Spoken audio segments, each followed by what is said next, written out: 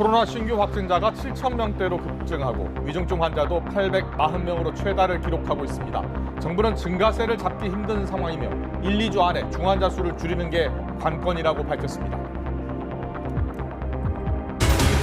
재택치료자도 17,000명을 넘어섰습니다. 정부는 접종 완료자나 18살 이하인 경우 생활비 지원을 늘리고 가족격리 기간은 기존 10일에서 7일로 단축했습니다. 먹는 치료제도 다음 달부터 지원됩니다. 민주당 이재명 후보는 중소벤처기업 공약으로 2027년까지 벤처 투자 예산을 10조 원으로 확대하겠다고 했습니다. 정부 국정과제에 중소기업 제품 제값받기를 명시하겠다고 강조했습니다. 국민의힘 윤석열 후보는 충청은 자신의 뿌리고 호남은 마음의 고향이라면서 지역 민심 공략을 이어갔습니다. 노재승 공동선대위원장의 과거 발언 논란과 관련해서는 민간인 신분으로 한 이야기들에 대해 전반적으로 검토 중이라고 밝혔습니다. 정부가 이달 안에 서울 민간 재개발 후보지 25곳, 2만 6천 호를 선정해서 재개발이 신속히 진행될 수 있도록 지원하기로 했습니다. 공공재개발 2차 후보지도 이번 달 안에 공모한다는 계획입니다. 뉴스큐 잠시 뒤에 뵙겠습니다. 시청자 여러분 안녕하십니까? 가장 빠른 종합뉴스 뉴스큐 시작합니다.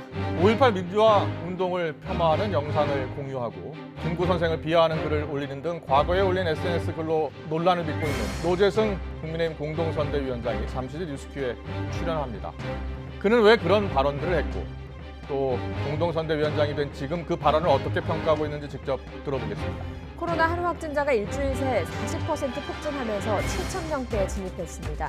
오미크론까지 확산하고 있고 병상은 턱없이 부족합니다. 대책은 백신밖에 없는 건지 전문가와 함께 짚어보겠습니다. 네, 먼저 코로나 소식부터 알아보겠습니다. 코로나19 신규 확진자 사상 처음 7,000명대로 올라섰습니다.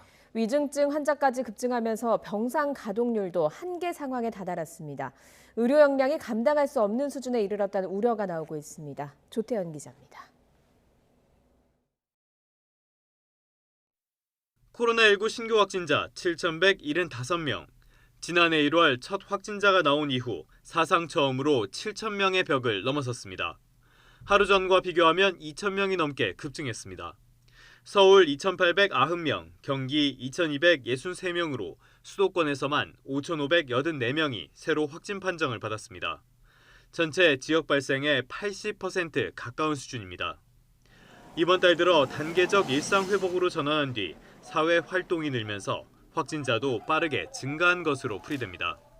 앞으로 추가 접종이 얼마나 빠르게 진행되면서 효과를 나오게 될지와 사회적으로 거리두기를 좀 강화했던 조치들이 방역을 좀 이 유행을 차단하는 효과들이 어느 정도 나오게 될지가 중요하다고 보고 있고 각종 방역 지표도 좋지 않습니다. 위중증 환자는 66명 늘어난 840명으로 800명대로 올라섰습니다.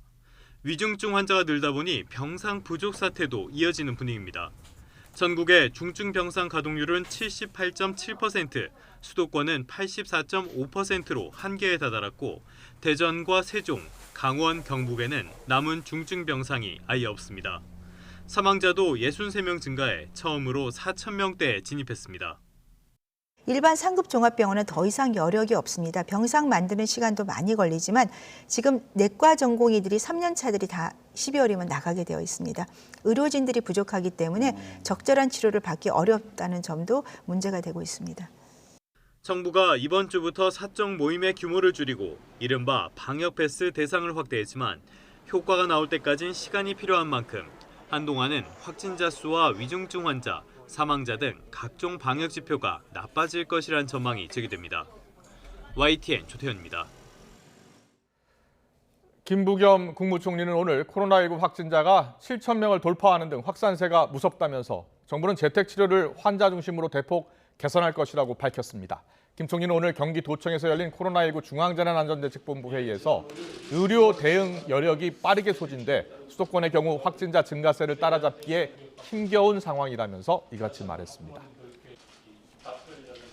정부는 또 위중증 환자가 800명을 넘어선 것과 관련해서 향후 1, 2주 내 위중증 환자 증가세를 억제하는 것이 관건이라면서 사적 모임 제한 효과도 이번 주는 지나야 나타날 것이라고 밝혔습니다. 중앙사고수습본부는 현재 중환자 발생 규모를 적어도 1, 2주 정도 이내에는 유지 또는 감소세로 전환하는 게 중요하다고 보고 있다고 이같이 강조했습니다. 이처럼 확진자가 늘고 병상이 부족해지자 정부는 재택치료를 보다 더 활성화하기로 했습니다. 재택치료를 받을 때 생활비 지원도 늘리고 가족들의 공동격리 기간도 일주일로 사흘 줄여주기로 했습니다. 취재기자 연결합니다. 신현준 기자.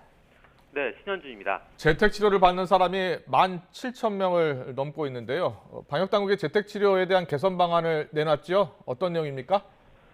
네, 코로나19 환자의 80에서 90%는 무증상이나 경증이지만 우리나라의 입원율은 20%로 해외보다 여전히 높습니다.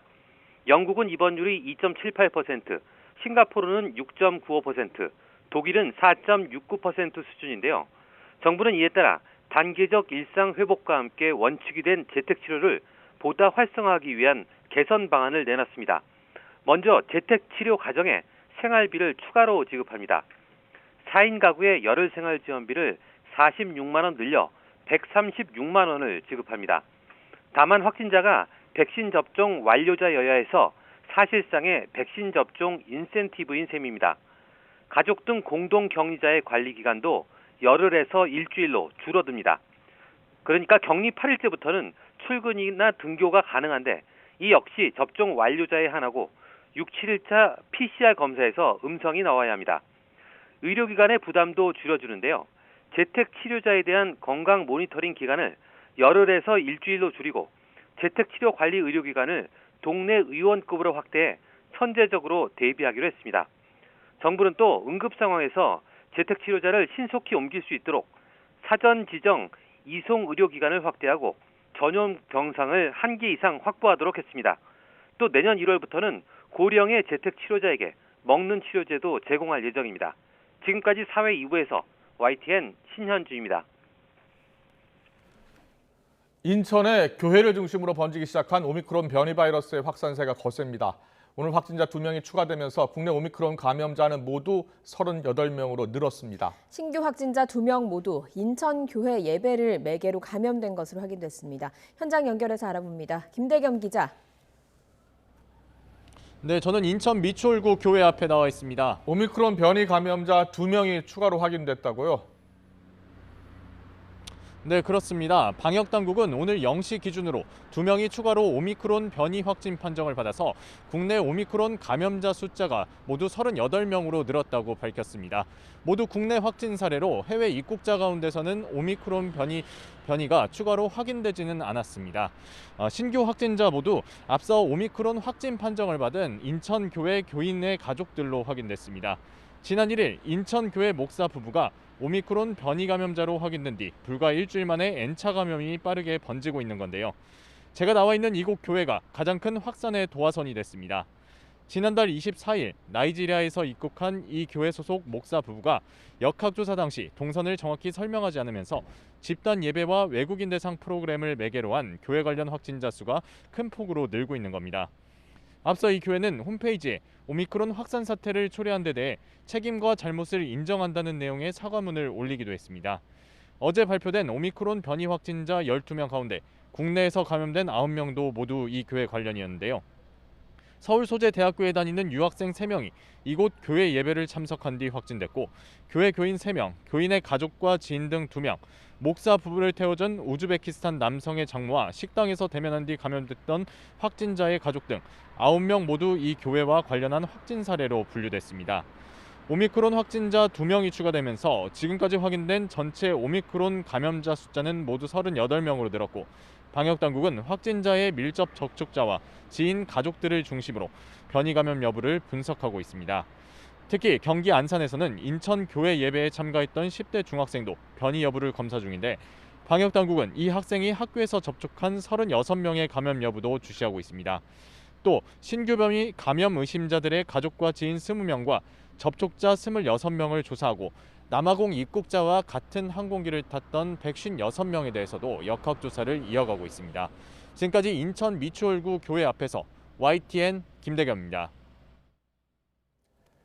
인천의 교회를 방문했던 서울대학교 외국인 유학생이 감염된 뒤 이 학생과 접촉한 다른 유학생 3명도 오미크론 감염 의심자로 분류돼 방역당국이 조사를 하고 있습니다. 앞서 오미크론 감염자가 나온 경희대와 한국외대에 이어서 대학가를 중심으로 오미크론 확산 우려가 커지고 있습니다. 현장에 나가는 취재기자 연결합니다. 홍민기 기자. 네, 서울대학교 앞에 나와 있습니다. 서울대학교에서 오미크론 의심자가 더 나왔다고요? 네, 그렇습니다. 어제 이곳 서울대 기숙사에 사는 외국인 유학생 3명이 코로나19에 확진됐고 오미크론 감염 의심자로 분류됐습니다. 이들은 앞서 오미크론 확진 판정을 받았던 외국인 유학생 A씨와 밀접 접촉했던 것으로 조사됐는데요. 현재 질병관리청이 이들의 오미크론 감염 여부를 분석하고 있습니다. 앞서 A씨는 지난달 28일 오미크론 집단 감염이 일어난 인천 미추홀구의 한 교회 예배에 참석했습니다. A씨의 밀접 접촉자는 모두 7명이었는데 4명은 음성 판정을 받았고 다른 3명이 확진 판정을 받아 의심 사례로 분류된 겁니다. 서울대 측은 이 학생들이 대면 수업은 듣지 않은 것으로 파악됐기 때문에 비대면 수업으로 전환하는 방법은 검토하지 않고 있다고 밝혔습니다. 또 내일부터 이들이 거주하는 기숙사 앞에 신속 검사소를 설치할 예정입니다. 앞서 경희대학교와 한국외국어대학교에서도 인천 교회에 다녀온 외국인 유학생이 오미크론에 감염됐습니다. 경희대 학생은 비대면 수업만 들었고 기숙사 1인실을 사용했는데요. 대부분 시간을 방에서 머물러 공동시설 등에서 동선이 겹친 사람은 없는 것으로 조사됐습니다. 학교 측은 선제 대응 차원에서 기숙사 같은 층에 사는 학생들이 PCR 검사를 받도록 권고했는데요. 비대면 강의 방침도 계속해서 이어가기로 했습니다. 또 홈페이지에 기숙사 학생들이 선제 PCR 검사를 많이 받아달라고 요청했고 검사 결과가 나올 때까지 기다릴 수 있는 격리된 공간도 마련했습니다. 한국외대는 오늘부터 14일까지 서울 캠퍼스와 글로벌 캠퍼스 내 모든 수업을 비대면으로 전환하겠다고 밝혔습니다. 도서관은 오는 11일까지 수용 인원의 30% 수준으로 축소 운영하고 로비와 단체 학습실 운영은 중단됩니다. 대부분 대학교가 기말고사를 앞두고 있는 가운데 대학가에서는 오미크론 변이 확산 우려가 점점 커지는 상황입니다. 지금까지 서울대학교 앞에서 YTN 홍민기입니다.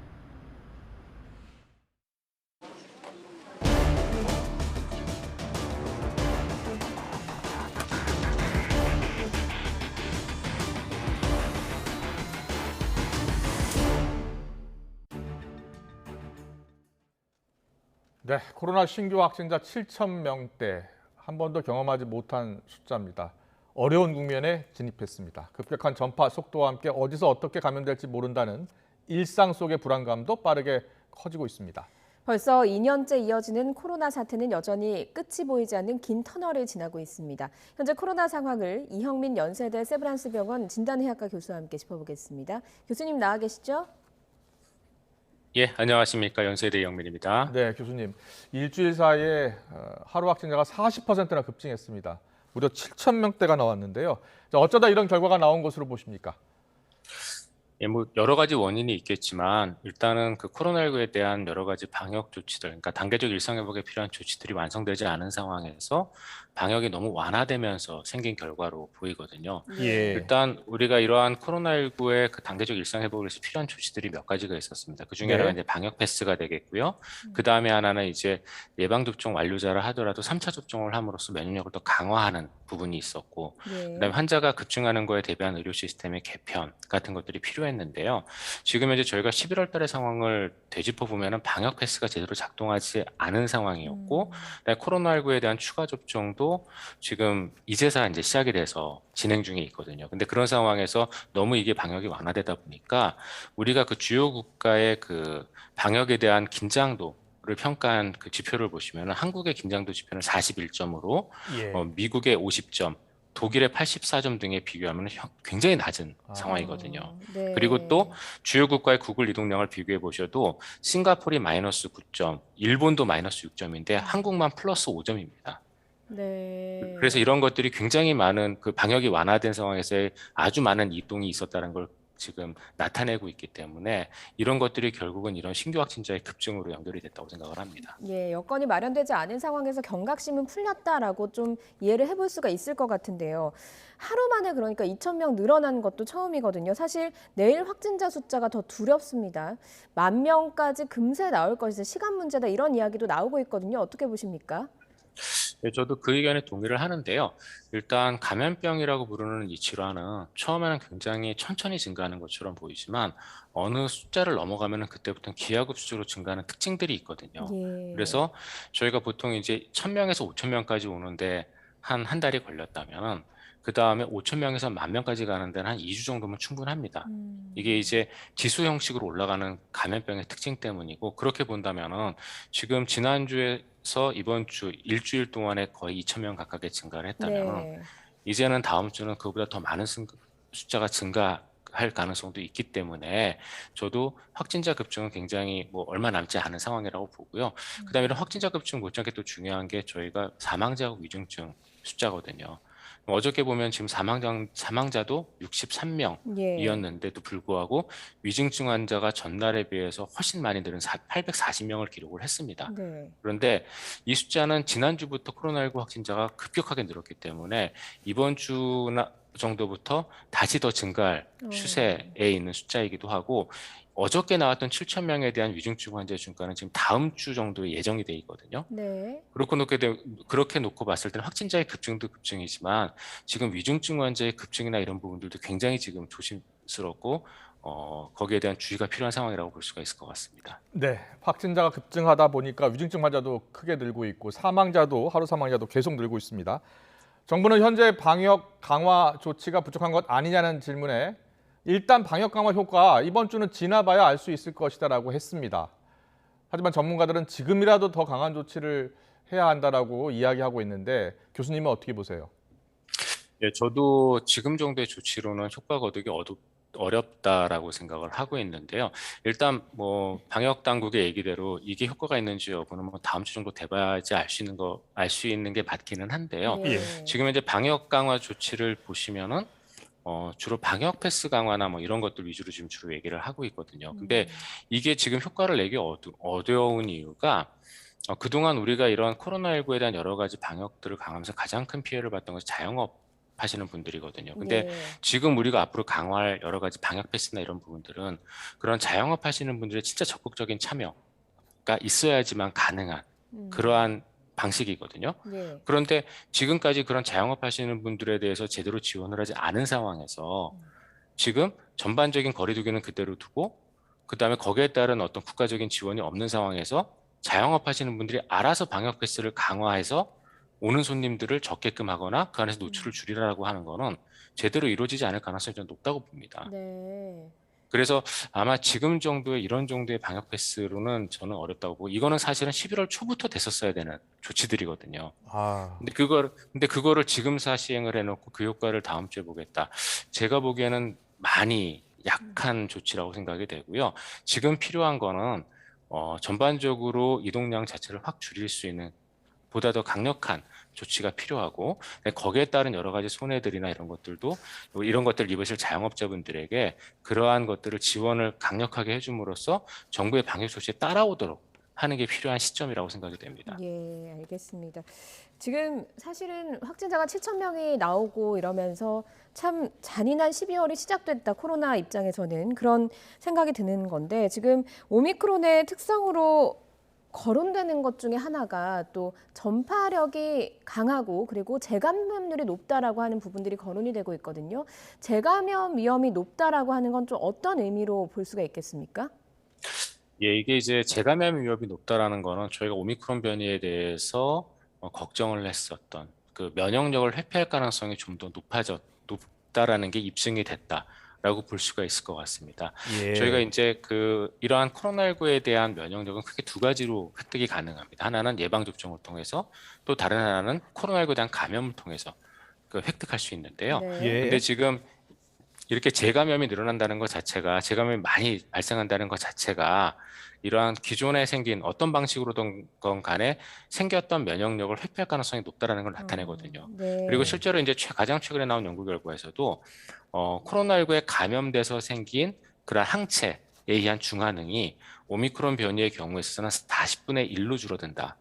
라는 보고가 최근에 있었습니다. 그래서 이런 여러 가지를 놓고 봤을 때 분명히 오미크론 변이는 기존의 예방접종이나 감염에 의해서 생긴 면역력을 일부 회피할 가능성은 있다고 생각이 됩니다. 다만 이러한 그 면역력을 회피한다는 게 감염은 되더라도 위중증 감염을 막을 수 있는 능력은 그대로 유지가 될지 아닌지에 따라서 조금 해석이 달라지게 될 것 같은데요. 네. 지금 뭐 WHO나 미국 쪽에서 나오는 얘기로 감염 자체를 막는 능력은 현저히 떨어지겠지만 감염되더라도 위중증으로 가는 걸 막아주는 능력은 일부 유지될 가능성이 높다라고 지금 보고 있는 것 같습니다. 네. 백신을 맞아도 이 오미크론은 면역력 회피 기능이 있기 때문에 더 많은 확산이 지금 우려되고 있는 상황인데 실제로 보니까 오미크론 변이가 등장한 11월부터요. 전 세계 재감염 사례가 다 높아졌다는 자료가 나오고 있습니다. 그렇다면 전 세계적으로 봤을 때 지금보다 더 많은 확진자가 나오는, 더 유행할 가능성이 높아지고 있다라고 보면 되겠습니까? 네, 맞습니다. 일단 오미크론 변이 자체의 확산에 의해서 이런 재감염이 일어날 가능성이 점점 높아지고 있다고 일단 한 가지 생각이 네. 들고요.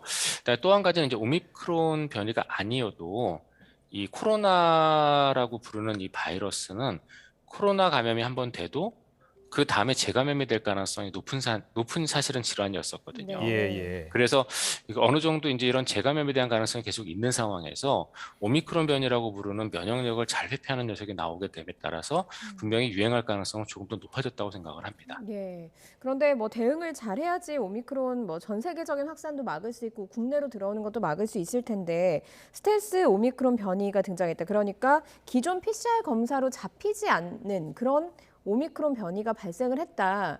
이런 이야기가 나오고 있습니다. 이게 또 무슨 의미인지도 궁금하고 어떻게 되는지도 궁금하거든요. 이게 막 이렇게 스텔스 오미크론이라고 하니까 되게 걱정들을 많이 하실 것 같은데요.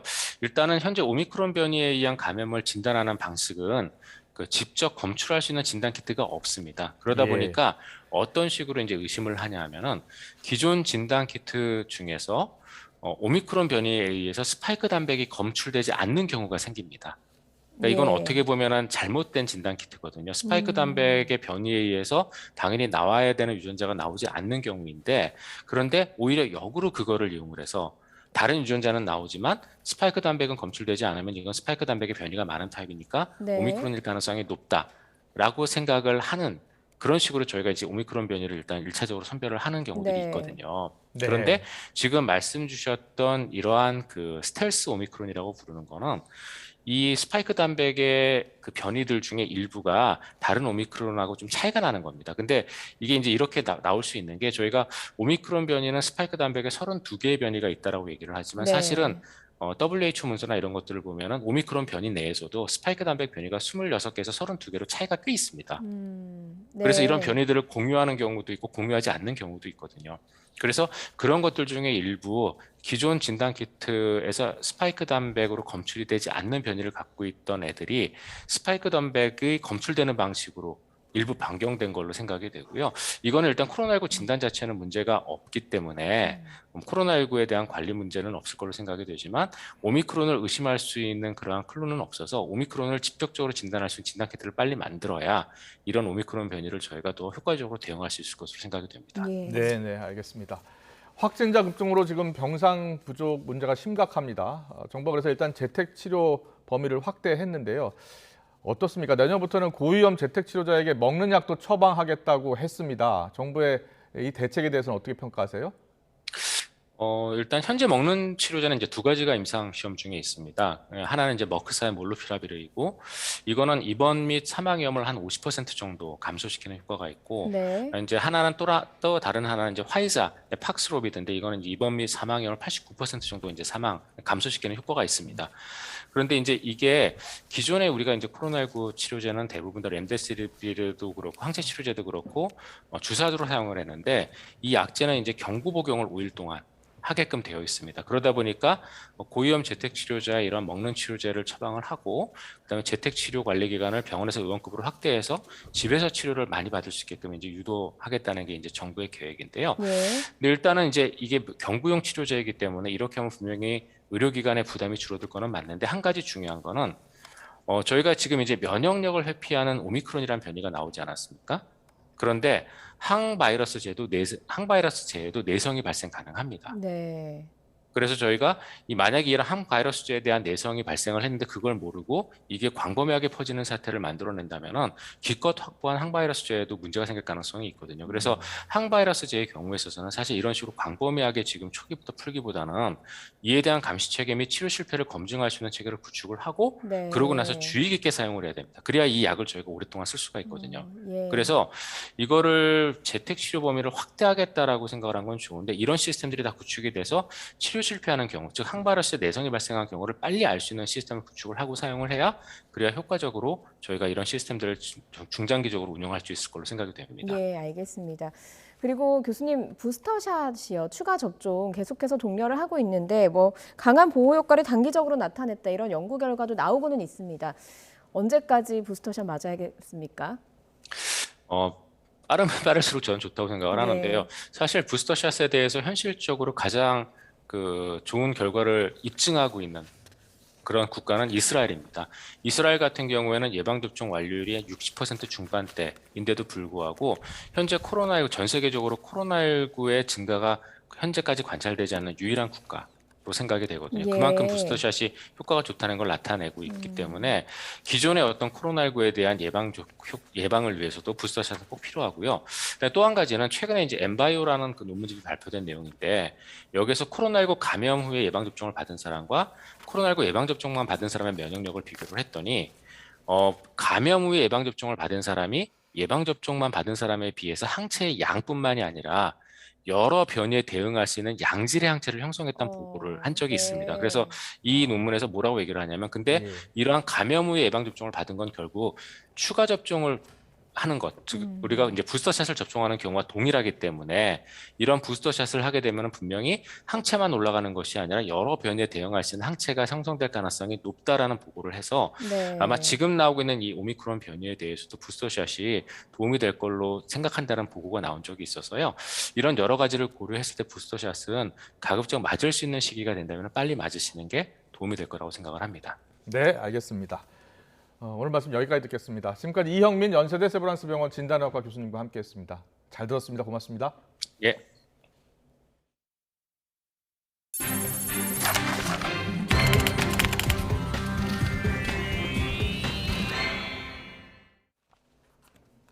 더불어민주당 이재명 후보가 대대적인 벤처 투자로 혁신 창업 국가를 만들겠다며 경제 지도자 이미지를 부각했습니다. 국민의힘 윤석열 후보는 충청은 자신의 뿌리고 호남은 마음의 고향이라면서 본격적인 지역 민심 공략에 박차를 가했습니다.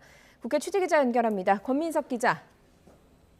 네, 국회입니다. 네, 이재명 후보 중소벤처기업 7대 정책 공약 발표했고요. 국가적인 투자 확대를 약속했다고요? 네, 그렇습니다. 서울 가산 디지털 단지를 방문한 이재명 후보는 중소벤처기업 공약을 내세워 디테일한 정책 행보를 이어갔습니다. 강력하고 대대적인 투자를 강조했는데 정부의 벤처 투자 예산 규모를 2027년까지 10조 원으로 확대하겠다고 밝혔습니다. 또 징벌적 손해배상 범위를 넓히고 중소기업 기술 탈취는 엄벌해 대중소기업 상생 환경을 조성하겠다고 강조했습니다. 이재명 정부의 국정과제에 중소기업 제품 제값받기를 못 박아두겠습니다. 이 기술 탈취는 경제 생태계를 파괴하는 중범죄입니다. 범죄에는 마땅히 죄를 물어야 합니다. 또 중소기업이 대기업에 공동 대응할 수 있는 단결권도 법 개정으로 보장하겠다고 설명했습니다. 이 후보는 각종 현안에 대한 취재진 질문에도 답했는데요. 코로나19 재확산에 따라 방역을 강화하게 된다면 소상공인에 대한 대규모 추가 지원이 반드시 필요하다고 거듭 밝혔습니다. 또 국민의힘 김종인 위원장이 언론 인터뷰에서 코로나 손실보상 규모를 100조 원으로 늘려야 한다고 한 데 대해 진심이라면 환영한다고 말하기도 했습니다. 다만 주 4일 근무제와 관련해선 언젠가 미래에 가야 할 길이라면서도 공약으로는 말씀드리지 않겠다며 신중한 태도를 보였습니다. 이 후보는 서울 서초구에 있는 장애인 직업훈련형 편의점도 방문해 장애인 노동 실태를 점검했고 국회의원회관을 찾아 고 김영균 씨 3주기 추모 전시회도 관람했습니다. 네, 윤석열 후보는 충청과 호남 등 지역 민심 공략에 주력했죠. 네, 국민의힘 윤석열 후보는 이 서울에서 열린 지역 행사에 연달아 참석하며 지역 맞춤형 메시지를 내놨습니다. 먼저 찾아간 충청 도민의 행사에선 충청이 선대부터 500년간 살아온 자신의 뿌리이자 고향이라고 말했습니다. 그러면서 통합의 정치를 역설했는데 내년 대선에서 승리해 충청인의 명예와 자존심을 확실하게 채우겠다고 밝혔습니다. 뒤이어 참석한 광주 전남 향후의 간담회에선 호남을 마음의 고향이라고 추켜 세웠습니다. 아울러 자신이 집권하면 호남 홀대론이란 말은 절대 안 나오게 하겠다고 약속하기도 했습니다. 역사 고비고비마다 시대가 나아가는 길을 밝히는 선구자 역할을 했습니다.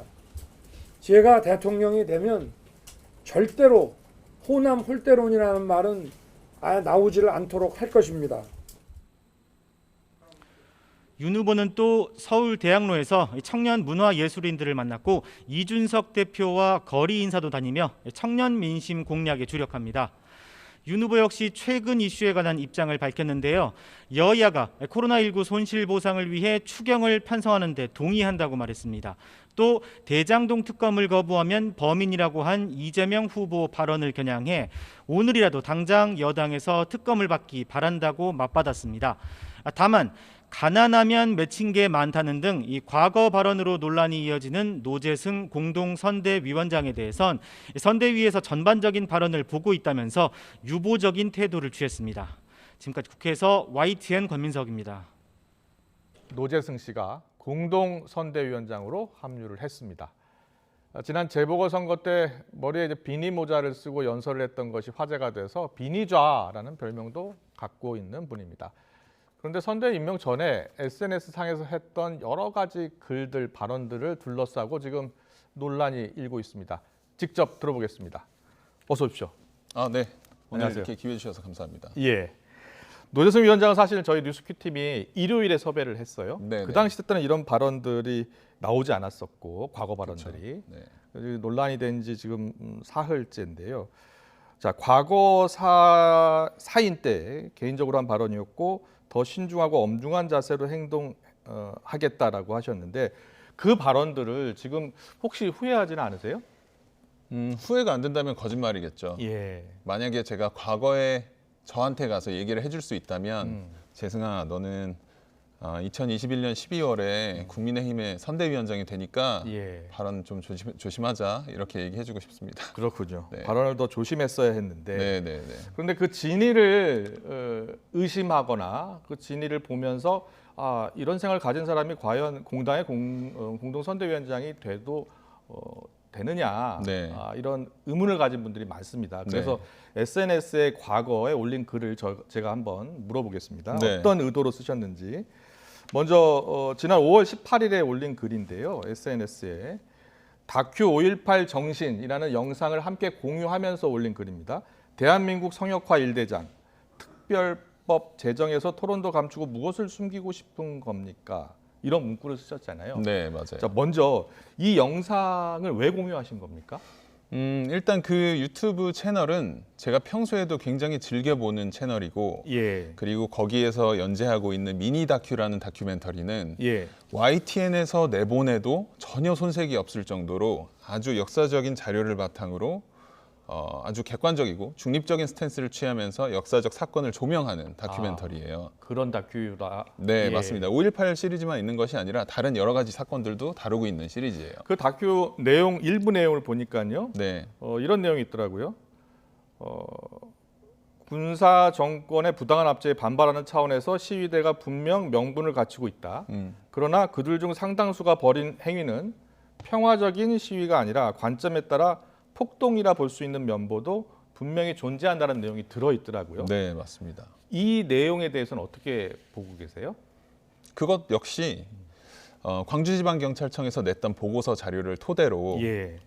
시위대가 차량으로 경찰에 돌진해서 경찰이 사망하는 사건이 있었기 때문에 예. 이러한 어떤 좀 과격한 그런 행동은 전체 5.18 민주화운동 안에서 어떠한 작은 폭동으로 볼 수 있는 작은 면도 있다라는 그 유튜버의 해석이고요. 예.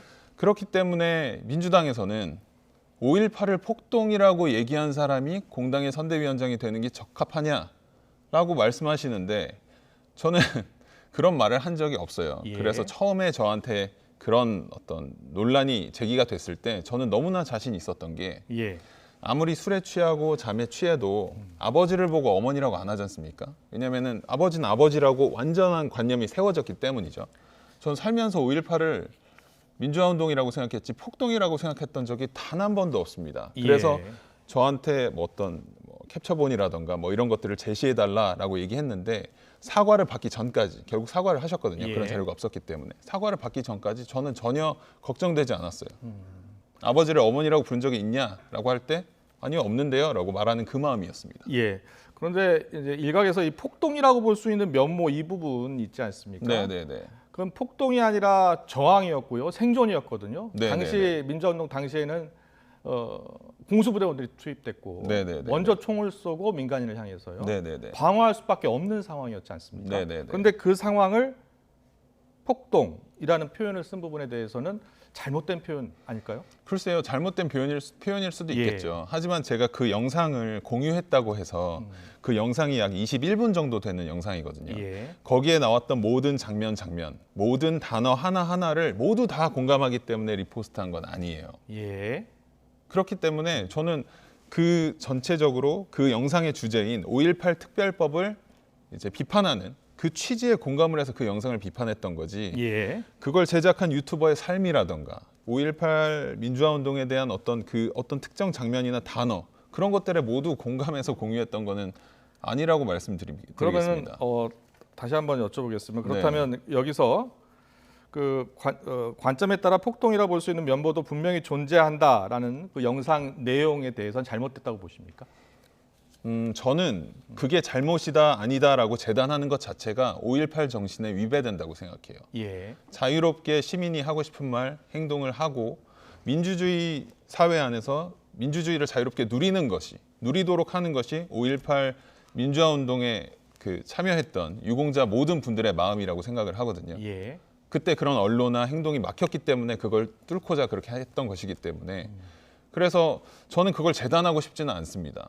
모두가 누구나 어떤 역사적 사건에 대해서 말할 수 있어야 되고 판단할 수 있어야 돼요. 단 그게 특정인에 대한 모욕이라든지 어떤 법적으로 저촉되는 그런 행위가 아니라면 말입니다. 예. 그 5.18 특별법 이야기하셨는데 5.18 네. 특별법 개정안에는 이제 역사왜곡 처벌법 그 얘기하시는 거죠? 그 네, 역사왜곡 맞습니다. 처벌법이 잘못됐다는 겁니까? 역사왜곡 처벌법이라는 것이 예. 얼만큼이 왜곡된 거고 얼만큼이 폄훼한 거고 얼만큼이 명예훼손되는 건지에 대한 그 기준이나 잣대가 사실 명확하지 않잖아요. 주관적이기 때문에. 그래서 얼마든지 다양하게 해석될 수 있다고 생각해요. 예. 그래서 저는 애국심이 굉장히 강한 청년으로서 천안함 피격 사건, 북한의 명백한 만행으로 인한 천안함 피격 사건에 대해서 지금 현역 의원으로 계신 분들도 북한의 소행이다, 기뢰다, 침몰이다, 말도 안 되는 주장하시는 분들이 많아요. 아직까지 사과 안 하신 분들도 많고 분명히 잘못됐다고 생각하지만 천안함 특별법을 만들어서 이분들을 다 처벌해야 된다? 그렇게 생각하지는 않아요. 그거는 5.18 정신에 위배되는 거라고 생각합니다. 5.18 역사왜곡 처벌법의 그 애매한 기준이 잘못됐다는 겁니까? 아니면 역사를 왜곡했을 경우에 처벌하는 것은 맞다고 보고 있지만 그 기준이 애매하다는 겁니까? 기준이 애매한 법이기 때문에 예. 그런 법으로 일반인들의 어떤 생각을 재단하고 언론을 막는 그것이 민주주의 정신, 5.18 정신에 위배된다고 말씀드리는 거예요. 5.18 그 특별법 개정안에는 진상규명 특별법도 포함되어 있잖아요. 네, 맞습니다. 5.18 진상규명이 더 돼야 한다는데 공감하십니까? 사실 제가 예. 뭐 역사적으로 근현대사 5.18 민주화운동에 대해서 뭐 앵커님만큼 혹은 다른 분들만큼 그렇게 공부가 많이 되어 있지 않아서 더 규명돼야 될 역사가 있는지 없는지에 대한 여부는 잘 모르겠습니다만 예. 만약에 피해자분들이나 희생자, 유가족분들이 더 밝혀져야 되는 진상이 있다. 그래서 예. 그거를 규명해달라라고 요구한다면 국가는 얼마든지 진상규명 활동에 참여해야 된다고 봅니다. 예. 지금 아직도 5.18 민주화운동 지금 누가 민간인을 향해서 네. 총을 쏴라라고 사격을 지시했는지 네. 누군지 아직 밝혀내지 못하고 있고요. 네, 그 맞습니다. 많은 희생자의 숫자도 아직 제대로 파악하지 못하고 있습니다. 네. 공당의 선대위원장으로서 이 부분을 밝히기 위해서 국민의힘이 무슨 노력을 해야 된다고 보세요? 최근에 국민의힘의 행보를 보면 호남에 가서 진정성 있는 사과를 하고 예. 또 이준석 당대표가 당대표 경선 과정에서 호남에 가서 연설을 했던 내용을 보면 5.18 민주화 운동에 대해서 국민의힘이 갖고 있는 그 스탠스가 어떤 스탠스인지 명확하게 나오고 그 연설을 했던 당대표를 국민의힘의 지지자들, 그 당원들이 선택했다는 건 국민의힘이 5.18 민주화 운동에 대한 자세가 과거와는 달리 완전히 전향됐다는 걸 이해하실 수 있거든요. 예. 그래서 앞으로 5.18 민주화 운동 진상규명 이런 것들에 대한 국민의힘의 후속 조치랄까요? 앞으로의 행보 기대해 주셔도 좋을 것 같다고 생각됩니다. 알겠습니다. 계속해서 SNS 글들 모두 해명이 가능하다라고 얘기하셨으니까 SNS 글들 보니까 지난 6월에는 나는 정규직 폐지론자로서 대통령이 정규직 제로 시대를 열었으면 좋겠다. 그리고 슬로건을 내걸면 어떨까 생각을 가끔 한다라고 이야기를 하셨습니다. 근데 이게 이제 윤석열 후보는 항상 좋은 일자리를 얘기를 하고 네. 정규직 이야기를 많이 이야기하고 있는데 이 후보와 다른 생각 아닐까요? 첫째로 제가 여태까지 고용했던 모든 직원은 수습 기간도 없는 정규직이었습니다. 예. 그리고 저는 정규직으로 직원들을 고용하는 거에 대한 불만은 없어요. 다만 제가 그 글을 작성하던 당시에는 사업을 하다 보면 새로운 아이디어를 신사업으로 뭔가 창조해보고 싶은 그런 마음이 들거든요. 근데 어떨 때는 큰 확신이 있어서 이거를 많은 비용과 자본을 투입하면서 시작할 수 있는 경우도 있고 그렇지 예. 못한 경우도 있어요. 중소기업의 경우에는 보통 후자죠. 그런데 그럴 때는 비정규직, 계약직을 채용함으로써 시용기간을 한번 가져보고 그리고 나서 계속 데려갈지 아니면 아름다운 이별을 할지 이거를 결정해야 되는데 네. 지금은 계약직, 비정규직을 채용하는데 굉장한 어려움이 있습니다. 그래서 저는 그 실태를 비꼬고 싶었어요. 모두가 다 정규직만 외치고 있고 비정규직은 마치 악이고 절대 있어서는 안 되는 거라고 규정하는데 네. 대통령조차 그렇게 나선다? 차라리 비정규직이 완전한 비정규직만 있는 사회라면 고용과 해고가 자유롭고 또 해고된 인원에 대한 충분한 보상이나 이런 것들만 뒷받침돼 있다면 오히려 고용시장과 구직시장이 훨씬 더 활발해질 거라는 제 개인적 소회를 나는 정규직 폐지론자다라고 위트 있게 표현한 겁니다. 역시 사인의 관점이었다고 생각하시면 좋을 것 같아요. 지금 공동위원장으로 관점은 어떻습니까?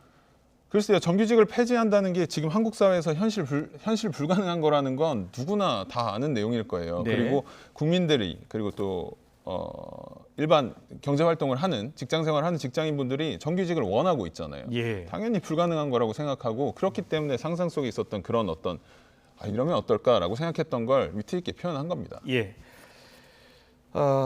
이런 발언도 좀 여쭤보겠습니다. 11월 5일 SNS 신 발언인데 가난하게 태어난 것을 내세우는 사람이 싫다. 열등감, 양아치를 뽑을 수 없다. 비정상적인 자를 추종하고 따르는 자들은 바보들인가? 이 글을 올리셨는데 이 글은 누구를 겨냥해서 쓴 글입니까? 일단 하나 정정할 필요가 있는데요. 네. 앞서서 말씀하셨던 첫 번째 문장은 네. 제가 쓴 게 아니에요. 예. 많은 분들이 인스타그램을 어떻게 활용하는지 잘 모르셔서 그런 것 같은데 심지어 공당에 계신 민주당에 계신 분들도 그럴 거예요. 예. 페이스북의 공유 기능과 같이 타인이 작성한 글을 리포스트해서 땡겨오고 그 위에 제가 적는 거예요. 알겠습니다. 그래서 비정상적인 자를 추종하는 다른 자들은 바보들인가? 이거는 본인이 쓰신 겁니까? 네, 맞습니다. 예. 저는 이걸 리포스트하고 공감했으니까 리포스트했겠죠. 리포스트하고 그 위에 그런 내용을 달았던 거는 내용 전문을 보면 아실 텐데 이재명 후보가 자신의 불우했던 과거와 어떤 가난을 정치적 자산으로 삼아서 국민에게 정치인으로서 어필한다는 것, 이걸 비판하는 내용이거든요. 예. 저도 그렇게 생각해요. 모두에게 다 드라마가 있습니다. 앵커님도 있을 거고 저도 있을 거고 아픈 과거가 있죠. 네. 그걸 내세우면서 나는 굉장히 불우했던 사람인데 지금 YTN에서 이렇게 앵커를 하고 있다. 이렇게 얘기하면 굉장히 그건 치졸한 모습일 거예요. 차라리 3자가 저분 앵커분은 예전에 이런 일도 있었다고 하는데 극복하고 이렇게 멋지게 앵커로서 활동하고 계시다. 정말 대단하다. 이건 3자의 영역이지 자기 입으로 떠드는 건 정말 치졸하다고 생각해요. 그런 사람들이 그걸로 표를 얻으려고 하고 정치적 자산으로 삼는다는 건 아직도 비판받을 지점이라고 생각합니다. 예. 그 SNS 글 가운데는 김구 선생님을 좀 비하하는 발언도 포함이 됐던데 네. 이게 김구는 국밥 좀 늦게 나왔다고 사람을 죽인 인간이다. 네. 이런 표현을 한 이유는 어디 있습니까? 자, 일단 그 예. 글은 댓글이었고요. 네. 그 글의 원문은 광복절 기념식에서 문재인 대통령이 김구 선생의 영정을 걸고 이승만 대통령의 영정을 빼버렸던 것, 네. 그걸 다루는 어떤 본문이었어요. 근데 저는 1948년이 대한민국의 건국의 해라고 생각하고 예. 이승만 대통령이 건국의 아버지라고 생각하는 사람입니다. 물론 김구 선생의 독립운동가로서의 유공도 저는 폄훼하진 않아요. 예. 그런데 제가 존경하는 이승만 대통령을 가장 광복절 기념식에서 인정받아야 할 단 한 사람이라면 저는 이승만 대통령이라고 생각하는데 그분을 제외하고 김구 선생을 추앙하는 것이 저는 너무 못마땅해서 그때 격분한 감정으로 비틀린 감정으로 쓴 거였고 밑에 댓글로 썼던 그 내용은 그 사건에 대한 역사적 사료가 조선인 행세를 하는 일본인 장교를 예. 죽인 거다. 또는 제가 아까 썼던 그 내용의 역사적 사료가 공존하고 있습니다. 아무래도 아날로그 시대였기 때문에 여러 가지 자료가 있을 거예요. 예. 긍정적인 부분으로 볼 수도 있고 부정적인 부분으로도 볼 수 있는 이 사건에 대해서 저의 그 이승만 대통령을 인정하지 않는 그 작태에 분노한 제가 그냥 비틀려서 조금 부정적인 부분을 부각했던 겁니다. 백범 김구 선생은 뭐 우리나라 대한민국 독립 건국의 아버지로 통하잖아요. 그리고 국민의힘 같은 독립의 경우에는 아버지라는 건 인정할 수 있는데 건국의 아버지는 잘못된 표현이 아닌가 그렇게 싶은데요. 생각하는 분들도 많습니다. 네, 그리고 네, 알겠습니다. 국민의힘 같은 경우에는 네. 후보 어디서 선출했습니까? 후보요? 예. 백범 김구 기념관에서 후보를 선출했습니다. 네. 그만큼 국민의힘도 백범 김구 선생을 높게 평가하기 때문에 거기서 윤석열 후보가 선출이 된 거거든요. 네, 저도 높게 예. 평가합니다. 그러니까 본인이 평가하지 않는다고 하더라도 많은 국민들이 평가하고 국민의힘도 평가한다면 굳이 이런 표현을 썼어야 했느냐라는 겁니다. 저는 국민의힘의 당원도 아니었고요. 네. 그냥 일개 국민이었습니다. 소셜미디어 사용은 일반 국민들이 개인의 소외를 밝히기도 하고 자신의 일상을 공유하기도 하고 때로는 친구들과 욕설을 주고받으면서 논쟁하기도 하고 그런 아주 자유로운 공간이에요. 예. 저도 공동선대위원장으로 임명되기 전 사인의 위치에서 그렇게 했던 거지 예. 제가 만약에 오늘 그런 행위를 했다면 저는 비판받고 뭐 사퇴 요구에도 응해야 되겠죠. 그 관점을 저는 유지해 주셨으면 좋겠습니다. 네. 그런데 보면 과거 이제 함익병 공동선대위원장 같은 경우에 임명이 철회됐었잖아요. 네네네. 그것도 역시 과거 발언이었거든요. 네네네. 그래도 한 7시간 정도 내정했다가 바로 철회됐는데 네. 함익병 씨 같은 경우에는 과거 발언, 그러니까 여자는 국방 임무를 지지 않으니 4분의 3만 권리 행사를 해야 한다 이런 발언들이 논란이 돼서 사실상 지명을 철회했거든요. 네네네. 그렇게 본다면 노재승 위원장 역시 과거 발언이 논란이 될 수 있고 네. 거기에 대해서 비판적인 분들이 많잖아요. 네네네네. 그런데 당에서는 혹시 이 문제 가지고 네. 사퇴라든지 관련해서 혹시 이야기를 나누신 적 있습니까? 일단 저는 감지하지 못했고 저는 지금도 조금 전에도 정강정책 연설을 녹화하고 오는 길입니다. 그래서 예, 당 관계자들과 함께 일을 하고 오는 길이고요. 예. 그리고 과거의 발언 때문에 공당의 선대위원장으로서 뭔가 좀 부적절할 수 있다는 비판. 예. 저는 그거 비판하시는 분들의 마음도 이해를 하지만 예. 과거의 발언 때문에 공동선대위원장직을 내려놔야 된다면 과거의 발언 때문에 대통령 후보직을 내려놔야 되는 후보도 있지 않겠습니까? 예. 그래서 이재명 후보 얘기하는 겁니다. 예. 그러니까 과거 발언으로 지금은 재단할 수 없다라는 네, 이야기를 그렇습니다. 하시는 건데 개인적인 생각, 자유 표현 상당히 중요하죠. 하지만 이제 기본 생각이 바뀌지 않는다면 공동선대위원장으로서 유권자들에게 과연 진정성 있게 다가설 수 있을까 이런 질문도 받을 수 있을 것 같거든요. 지금 제가 말씀드렸던 것들 중에서 해명이 불가능한 내용은 저는 없다고 생각해요. 오늘 발언 시간이 짧고 예. 짧게 이 시간 안에 설명드려야 되기 때문에 압축적으로 얘기하다 보면 시청자분들께서 조금 미진한데라고 생각하실 수도 있겠지만 저는 충분히 소명이 가능한 부분이라고 생각하기 때문에 예. 그렇게 생각하지 않습니다. 국민의힘 공동선대위원장으로서 대선에 승리하기 위해서는 지지층만 보면 승리할 수 없잖아요. 네. 부동층 중도를 많이 끌어와야 할 텐데 네, 맞습니다. 본인의 과거 발언이 중도층의 지지를 끌어내는데 네. 도움이 안 될 수 있잖아요. 그렇게 생각해 보셨나요? 일단 이 사태, 그러니까 제가 과거에 했던 SNS 발언들이 문제가 돼서 논란이 된 이 사태는 민주당으로부터 야기됐고, 그리고 이거는 오늘처럼 이렇게 기회를 주신 이런 기회가 반복된다면 국민 여러분들께 그런 이유 때문에 그런 거였구나라고 인정을 받고 이 위기를 극복하면 중도 확장을 훨씬 더 가속화시킬 수 있다고 생각합니다. 네. 저는 제 자신에게 떳떳하고 열심히 살아온 사람이고 또 제가 생각했던 방향이나 이런 것들이 틀리지 않았다. 다만 표현이 조금 너무 압축적이었고 미진했다. 그렇게 생각하기 때문에 앞으로 이런 것들에 대해서 해명하고 국민 여러분들과 소통하면서 반드시 중도 확장 그리고 정권 교체 미랄이 되도록 하겠습니다. 네. 청년을 대표해서 이제 공동선대위원장 중책을 맡으셨습니다. 앞으로 어떤 역할을 하고 싶습니까? 제가 선대위 첫 번째 회의 때도 말씀드렸다시피 윤석열 후보님께서는 검찰에 계셨고 최근에는 고위공직에 계속 계셨기 때문에 2030 세대와 아주 친밀하게 소통하실 수 있는 기회는 좀 적었을 겁니다. 예.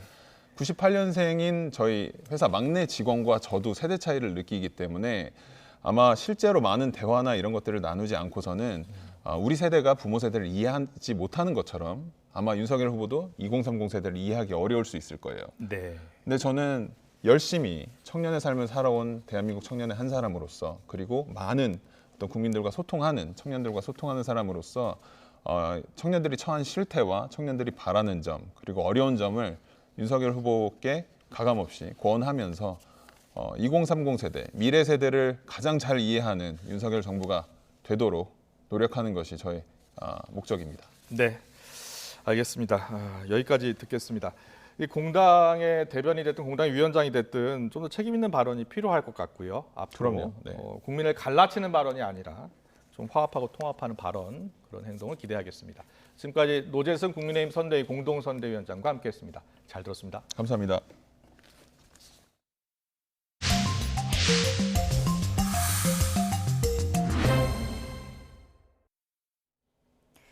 20대 대선이 석 달여 앞으로 다가온 가운데 YTN이 정기 여론조사를 통해서 민심을 살펴봤습니다. 다자대결에선 국민의힘 윤석열 후보가 민주당 이재명 후보의 오차 범위를 벗어나는 우세를 유지했지만 양자 대결에선 이 후보가 오차 범위 안에서 추격하는 것으로 나타났습니다. 조성호 기자가 보도합니다. 내년 3월 대선에 나서는 후보 5명 가운데 누구에게 투표할지 물었습니다. 국민의힘 윤석열 후보 45.3%, 민주당 이재명 후보 37.1%로 윤 후보가 오차범위 바깥에서 앞섰습니다. 열흘 전 조사보다 윤 후보는 1.6%포인트, 이 후보는 2%포인트 오르면서 격차는 약간 줄었습니다. 이어 정의당 심상정, 국민의당 안철수, 김동연 전 경제부총리 순이었습니다. 이준석 대표, 김종인 전 비대위원장과 갈등을 빚은 윤 후보가 극적인 화해와 선대위 출범을 계기로 지지율 하락세를 멈추고 반등세로 전환한 게 눈에 띕니다. 윤석열, 이재명 두 후보만 놓고 물어보니 격차는 오차범위 안으로 좁혀졌습니다. 윤석열 후보가 46.9% 지지를 얻어 이재명 후보의 4.9%포인트 앞섰지만 이 후보가 꾸준히 추격하는 것으로 나타났습니다.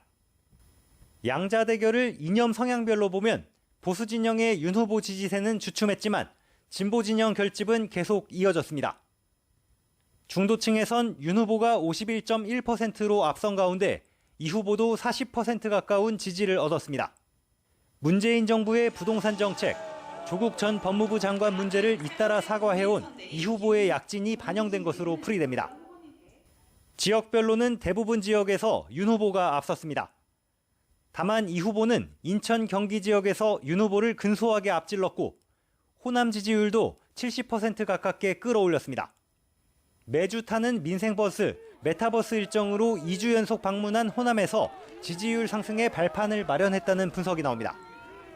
문재인 대통령이 국정 수행을 잘한다는 평가는 30%대 후반을 유지한 가운데 민주당 정권 연장을 바라는 여론은 40%대로 올라섰습니다.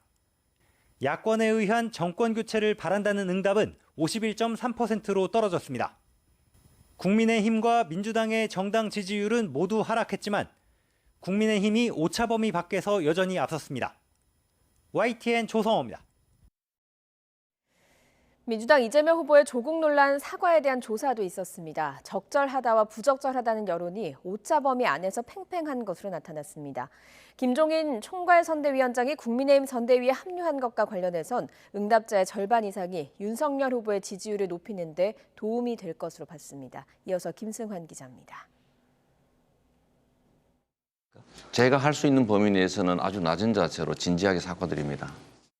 이재명 후보가 조국 전 장관 논란에 사과한다고 밝힌 것에 대해 응답자의 46.6%가 적절하다, 42.1%는 부적절하다고 답했습니다.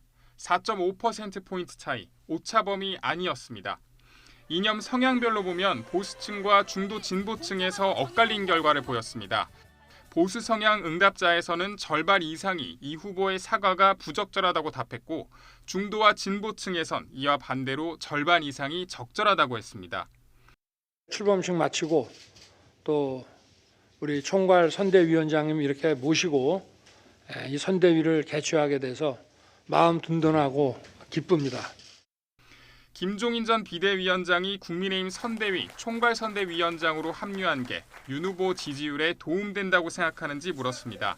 절반 이상이 도움된다고 답했는데 그렇지 않다는 비율보다 오차 범위 밖에서 앞섰습니다. 보수층에서는 10명 가운데 7명 가까이, 중도층에서도 절반 넘게 도움이 된다고 응답했습니다. 진보층에선 48.4%가 부정적이었지만 도움된다고 한 비율도 40.3%에 달했습니다. 이른바 제3지대 후보들 사이에 연대나 단일화에 대해선 응답자 10명 가운데 6명이 가능성이 낮다고 봤고, 설령 연대나 단일화가 성사된다고 하더라도 대선 결과에 영향 주지 못할 것이라는 응답이 51.4%로 영향 줄 것 45.1%보다 오차 범위 밖에서 더 높았습니다. 변종 바이러스와 확진자 급증으로 코로나19 방역 수칙이 강화된 것과 관련해서는 적절하다는 응답이 67.2%로 긍정적으로 평가하는 여론이 압도적이었습니다.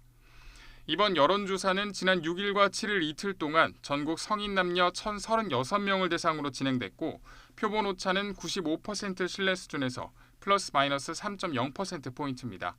YTN 김승환입니다.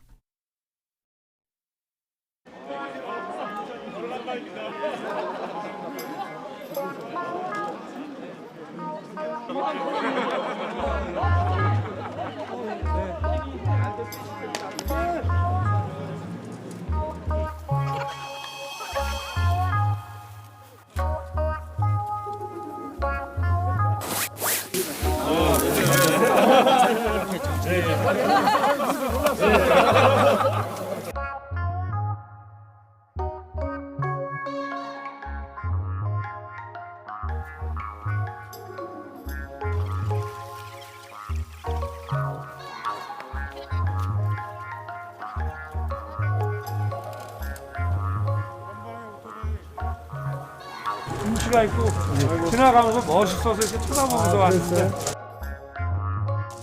안녕하세요. 예, 제가 근무 중이라서 길게 있어서 이동하시죠. 네, 고맙습니다. 네.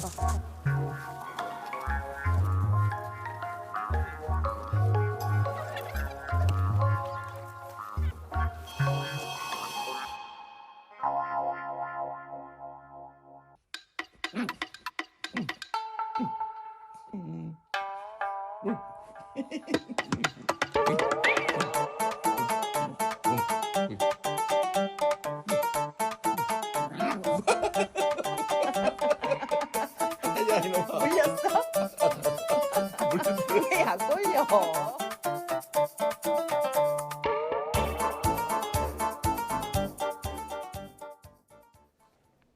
이재명 더불어민주당 대선 후보가 오늘 중소벤처기업 공약 발표하고 경제 대통령이 되겠다라고 목소리를 높였습니다.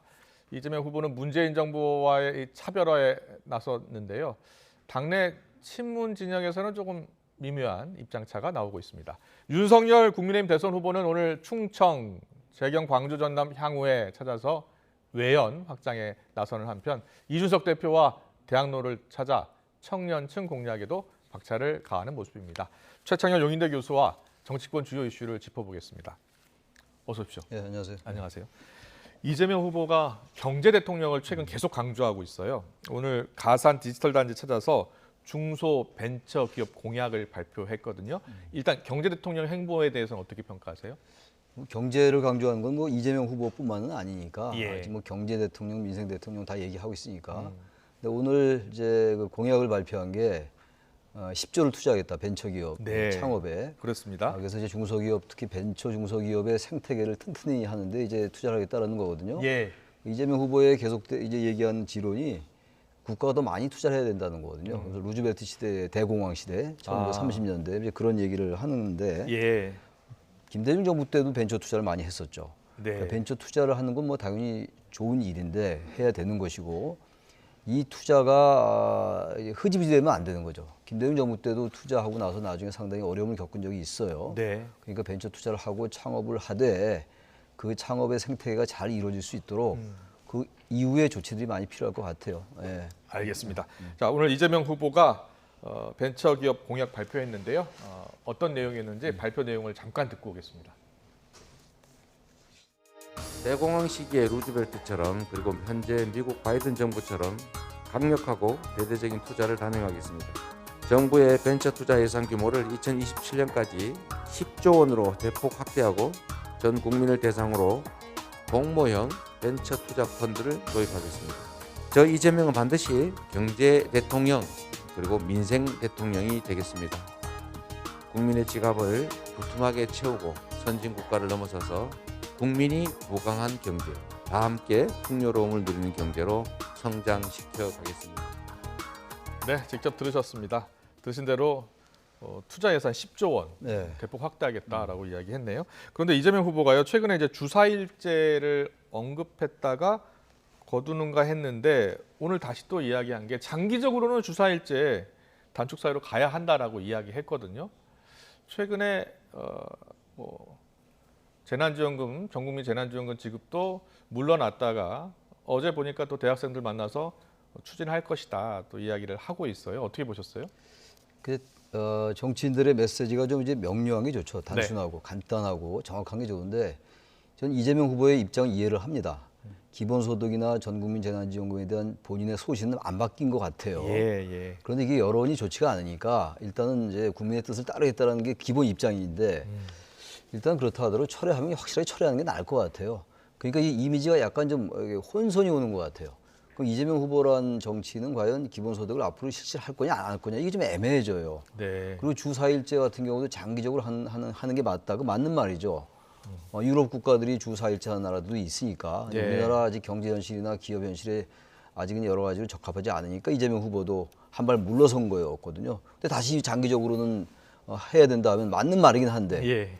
그건 좀 애매하게 들릴 수 있어요. 그래서 요즘 이제 아마 보니까 이재명 후보가 이제 이 표를 의식하다 보니까 네. 또 계층에 따라서 또 직업에 따라서 이 다 표심이 다른 거잖아요. 그러다 보니까 이 모든 쪽을 다 맞추려 하다 보니까 이런 일이 나오는데 현대 정당의 추세가 이 이른바 포괄 지지 정당이라고 얘기해가지고 그게 뭡니까? 캐치 올 파티 모든 계층 모든 이념 성향의 유권자를 잘 지지를 이제 얻겠다 이런 얘기예요. 그러니까 포괄 지지를 받겠다. 그래서 이 캐치 올 모든 걸 이제 잡겠다는 거니까 예. 이건 보수나 진보 다 마찬가지예요. 그래서 네. 보수 정당 후보들은 좀 좌클릭하는 경향이 있고 진보 진영의 후보들은 좀 우클릭하는 경향이 있어요.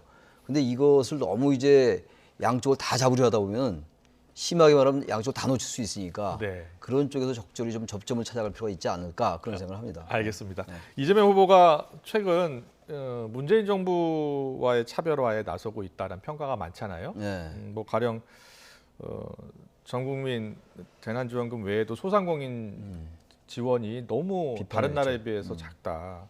그러면서 기획재정부 지원을 놓고서 쥐꼬리만큼 지원한다 이런 표현까지 썼습니다. 글쎄요. 네. 자, 정권 교체 여론이 상대적으로 높은 만큼 여당 후보 입장에서 차별화 전략을 펴는 것 같은데 어떻게 보셨어요? 정권 교체 여론이 높은데 또 문재인 대통령의 지지율도 만만치가 않아요. 네. 물론 국정 운영에 대한 문 대통령의 평가가 부정 평가가 더 많긴 많아요. 그런데 여전히 지금 긍정 평가가 40%를 안팎을 이제 왔다 갔다 한단 말이에요. 그러면 이 부분은 민주화 이후에 어느 대통령보다도 지지율이 높은 거거든요. 네. 그리고 지금 문재인 대통령은 레임덕 현상이 전혀 없는 대통령이에요. 아마 민주화 이후에 최초의 대통령인 것 같은데 식물 대통령, 이른바 식물 대통령이라든지 레임덕 말을 안 듣는 게. 근데 지금 이제 계속 애매하게 이것도 차별화하는 건지 안 하는 건지 모르게 이렇게 발언하다 보니까 좀 차별화의 강도를 좀 높인다고 좀 생각합니다.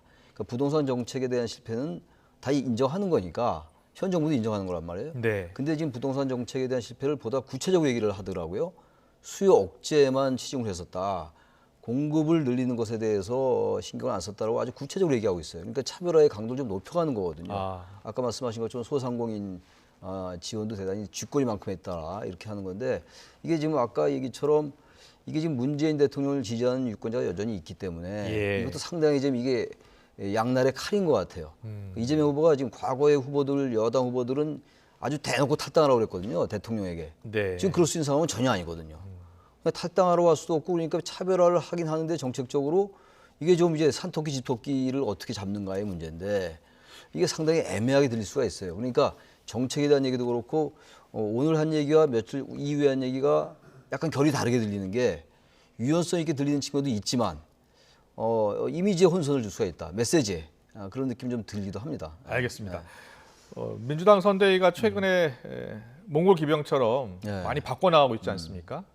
그런 모습들이 여러 군데에서 눈에 띄는데 최근에 이재명 후보가 부각이 되는 반면 다른 선대위에서 활동하는 인물들은 보이지가 않아요. 그래서 이런 말이 나옵니다. 이재명 감독, 이재명 주연.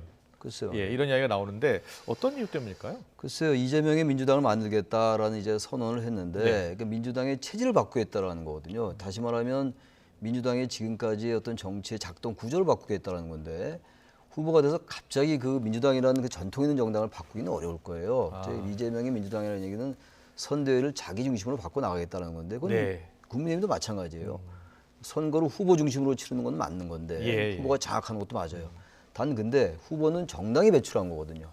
후보가 됐다고 해서 하루아침에 그건 국민의힘도 마찬가지고 더불어민주당도 마찬가지인데 하루아침에 모든 걸 장악한다?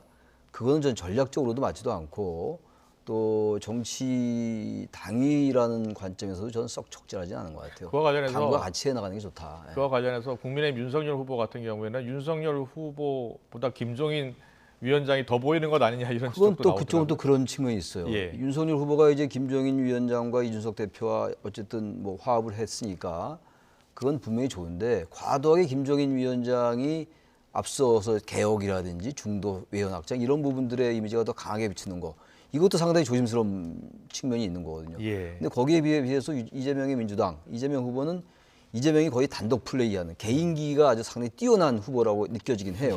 실행력이라든지 발언이라든지 임기응변 능력이라든지 정책적 이해도라든지 이런 것들은 다 인정을 하는 거거든요. 그러다 보니까 이제 당과 같이 가면서 뭔가 조화롭게 가는 이런 부분은 좀 약해 보이는 측면이 분명히 있다고 생각합니다. 알겠습니다. 그럼 오늘 나온 그 YTN 리얼미터 여론조사를 좀 보면서 분석을 좀 부탁드리겠습니다. 자, 여론조사 볼까요? 지금 보고 계신 여론조사 결과 YTN 조사인데요. 리얼미터와 함께했습니다. 이재명 후보 37%, 윤석열 후보 45.3% 이렇게 나왔는데요. 8%포인트 차이입니다. 두 후보 간의 격차가 약간 줄었던 것 같거든요. 어떻게 보셨어요? 11월 5일 날 윤석열 후보가 이제 국민의힘 대선 후보로 선출되고 나서 그동안 거의 한 20일 이상을 그 선대위 구성을 둘러싸고 여러 가지 잡음과 갈등이 있었어요. 그동안 뭐 지지율이 많이 날아갔죠. 처음에 이제 이른바 컨벤션 효과도 있었고 그래서 윤 후보가 상당히 앞서갔는데 이재명 후보를 그 기간 20일여 기간이 지나고 난 다음에 지지율이 어떤 여론조사는 이재명 후보가 이긴 것도 있어요. 근데 지금 상당히 그러니까 전반적 추세는 여론조사가 다 다르니까 추세는 분명하게 이재명 후보와 윤석열 후보와 이재명 후보와의 격차가 줄어들고 있다. 그거는 이제 이 여론조사에서 나타난다고 생각합니다. 지역별로 보면 어떻습니까? 서울, 인천, 경기 볼까요? 지역별 조사 결과 보겠습니다. 서울은 35대 52 이렇게 나오고 인천, 경기는 45.8 대 42 이렇게 나왔습니다. 눈에 띄는 곳이 어딜까요? 광주, 전남, 전북에서 광주, 전남, 전북이 69.6 대 24.5가 나오고 호남에서 이재명 후보가 생각보다 지지율이 높질 않아요. 과거에 이제 물론 이 지지율과 나중에 득표율은 다르겠죠.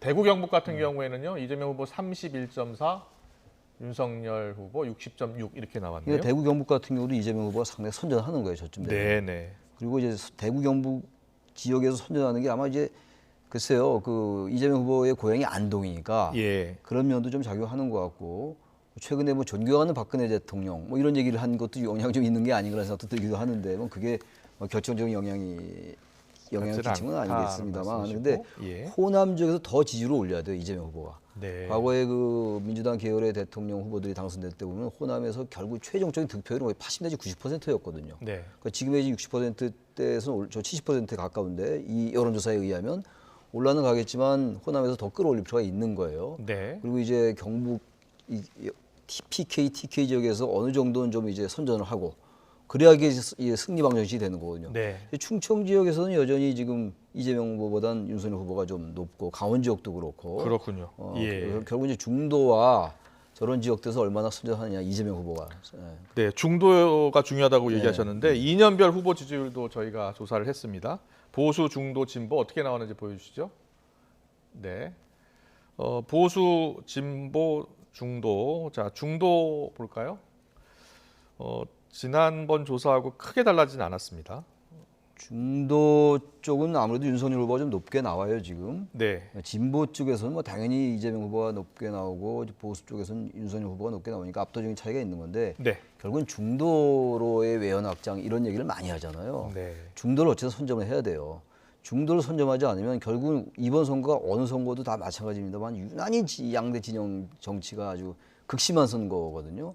그러니까 양대 보수 진보 진영은 결국은 양쪽으로 수렴합니다. 네. 중도에서 얼만큼 표를 가지고 오느냐, 중원을 점령하는 쪽이 이긴다. 그런 점에서 볼 때 아직은 이재명 후보가 상당히 분발할 필요가 있다고 생각합니다. 알겠습니다. 자, 김종인 총괄선대위원장 영입 후 국민의힘의 외연 확장 속도를 내고 있는 모습인데요. 금태섭 전 민주당 의원이죠. 어제 전략기획실장으로 합류를 했고요. 민주당 출신의 무소속 현역 의원 이용호 의원도 국민의힘에 입당을 해서 공동선대위원장이 됐습니다. 관련 영상을 보고 오겠습니다.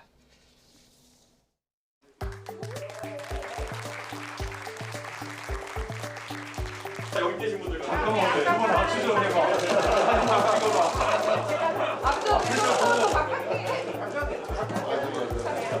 국회의원의 입당식을 진행하겠습니다. 모두 큰 박수로 이용호 의원님을 환영해 주시기 바랍니다. 우리 이용호 의원 환영합니다. 우리 이용호 의원님 입당원서 작성 부탁드립니다.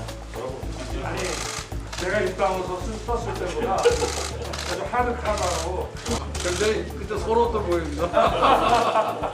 우리 이용호 의원님의 그 용기 있는 결단 감사드리고 환영합니다. 대선을 앞두고 천군만마를 얻은 것 같습니다. 기쁩니다.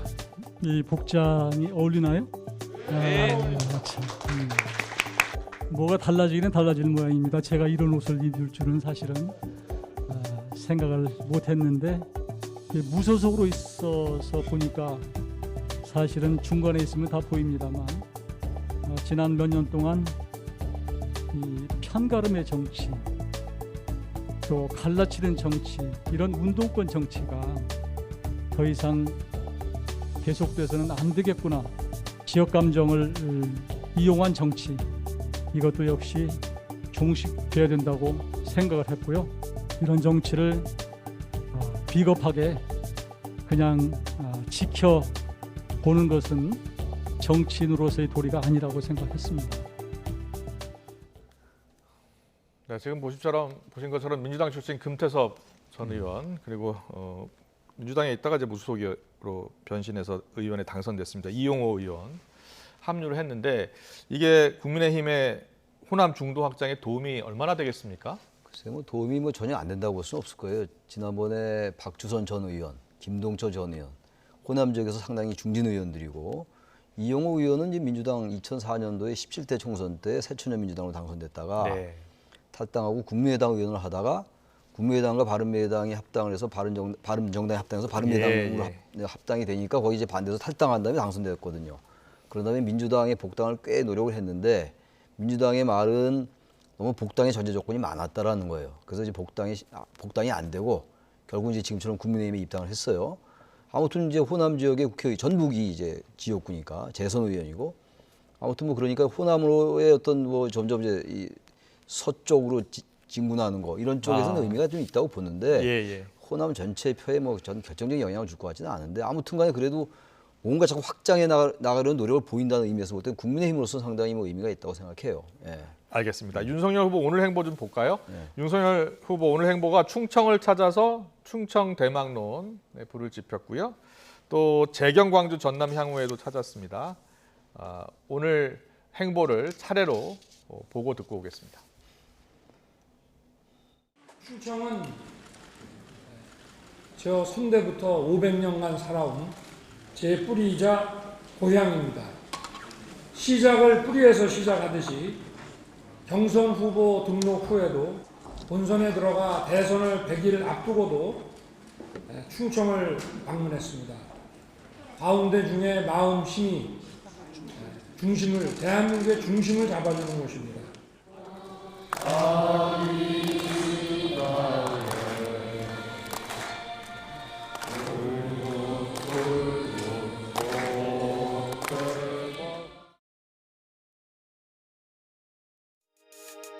정치를 시작하고 또 가장 먼저 간 곳이 호남입니다.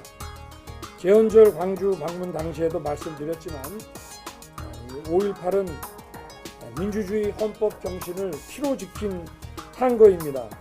호남은 우리나라 민주주의 발전에 엄청난 공로를 탔고 역사 고비고비마다 시대가 나아가는 길을 밝히는 선구자 역할을 했습니다.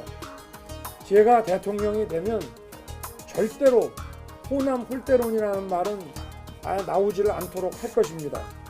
호남을 역사 인식에 대해서 어떻게 보시는지. 청년과 또 자영업이라고 하는 두 가지 이제 그 포인트 때문에 여러분들의 추천에 의해서 지금 공동 선대위원장으로 이제 위촉이 됐는데 지금 선대위에서 이분이 민간인 신분으로 하신 얘기들에 대해서 지금 좀 전반적으로 좀 한번 쭉 보고 있는 것 같습니다. 그렇게 들었습니다, 아침에. 이미 철회될 수도 있다는 말씀이에요. 한번 그거는 제가 지금 가정적으로 말씀드리기는 어렵고 지금 뭐 검토를 하고 있다고 제가 들었습니다. 네, 윤석열 후보가 이제 충청을 찾아서 충청 대망론 계속 강조하고 있는 것 같아요. 행보로서. 500년 뭐 선대 고향이라고 얘기하는데 좀 어색하게 들리긴 해요. 500년이면 조선시대 때인데 저 그때부터 살았던 얘기인데 아무튼 뭐 충청에서 승리한 후보가 다 이겼으니까 충청에서가 충청이 뭐 바로 미터다, 뭐 캐스팅 보터다라는 얘기 많이 하니까 뭐 그런 관점인 것 같고 또 후보들이 어느 지역 가면 다 그 지역 얘기를 해요. 아까 또 재경 광주 전남 향후에 처음 정치를 시작할 때 간 곳이 또 호남이다. 근데 호남 홀대론 이런 얘기 있잖아요. 2년론을 계속 강조하네요. 2년 얘기하는 건데 제가 언젠가도 그런 말씀 한 번 드린 적이 있어요. 너무 각 지역 가가지고 맞춤형 공약을 하고 그 지역에 맞는 얘기를 하는 건 맞는 얘기예요. 그건 당연한 얘기인데 호남 홀대론 이런 표현 좀 안 썼으면 좋겠어요.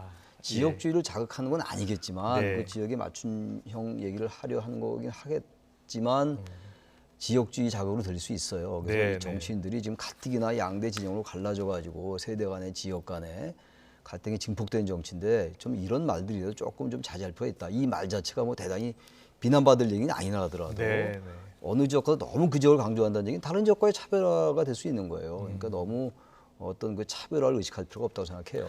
노재승 씨 공동선대위원장 조금 전에 인터뷰를 했는데 여러 가지 과거 발언이 좀 논란이 되고 있잖아요. 어떻게 보세요? 저는 대단히 부적절하다고 봐요. 저도 밖에서 뭐 다는 못 들었는데 노재승 씨 아까 여기서 방송하는 거 좀 지켜봤습니다만 나름대로 일단 입장을 얘기하더라고요. 자신이 얘기한 적은 없다. 그 이제 5.18 민주화 운동 때 시위대에 그 무장한 거 폭동이다라는 유튜버 글을 이제 공유한 거였잖아요. 자기가 한 발언은 아니다. 뭐 일리 있는 얘기로 들릴 수 있는데 저는 공유한다는 것 자체가 자신이 인식을 어느 정도 같이 하니까 공유하는 거 아니겠어요. 그리고 5.18 민주화 운동이 너무 성역화되고 일대장이 됐다라고 얘기하는데 성역화된 건 아니지 않았어요. 저는 그거는 항상 5.18 민주화 운동에 대해서 아직도 왜 우리 사회가 이렇게 이념적으로 이걸 접근하는 것인가. 국민의힘이 그 5.18 망언으로 얼마나 많은 곤욕을 치르고 아직도 그분들에 대한 그 징계를 안 했어요. 그 작년에 김정인 위원장이 5.18 민주화 운동에 대해서 사과하고 탄핵에 대한 사과도 했잖아요. 이른바 탄핵의 강도 건너고. 그래서 국민의힘이 이만큼 그래도 이제 왔는데 젊은 분이잖아요. 노재성 씨가. 예. 청년과 자영업자를 대표해서 공동선대위원장이라는 이른바 높은 직까지 줬는데 그런 부분들에 대한 인식은 좀 아쉬움이 있다. 5.18 민주화운동은 그 시위대가 무장한 게 그게 폭동 절대로 아니에요. 그거는. 예. 그래서 예. 그 부분을 그렇게 보는 시각도 있다라고 얘기하는 것 같은데 어떤 제가 잘못 들었는지 모르겠으나 그건 저는 그렇게 썩 적절한 발언은 아닌 것 같아요. 개인적인 생각은 그렇습니다. 예. 알겠습니다. 오늘 정치권 이슈는 여기까지 듣겠습니다. 최창현 용인대 교수님과 함께했습니다. 잘 들었습니다. 네, 고맙습니다.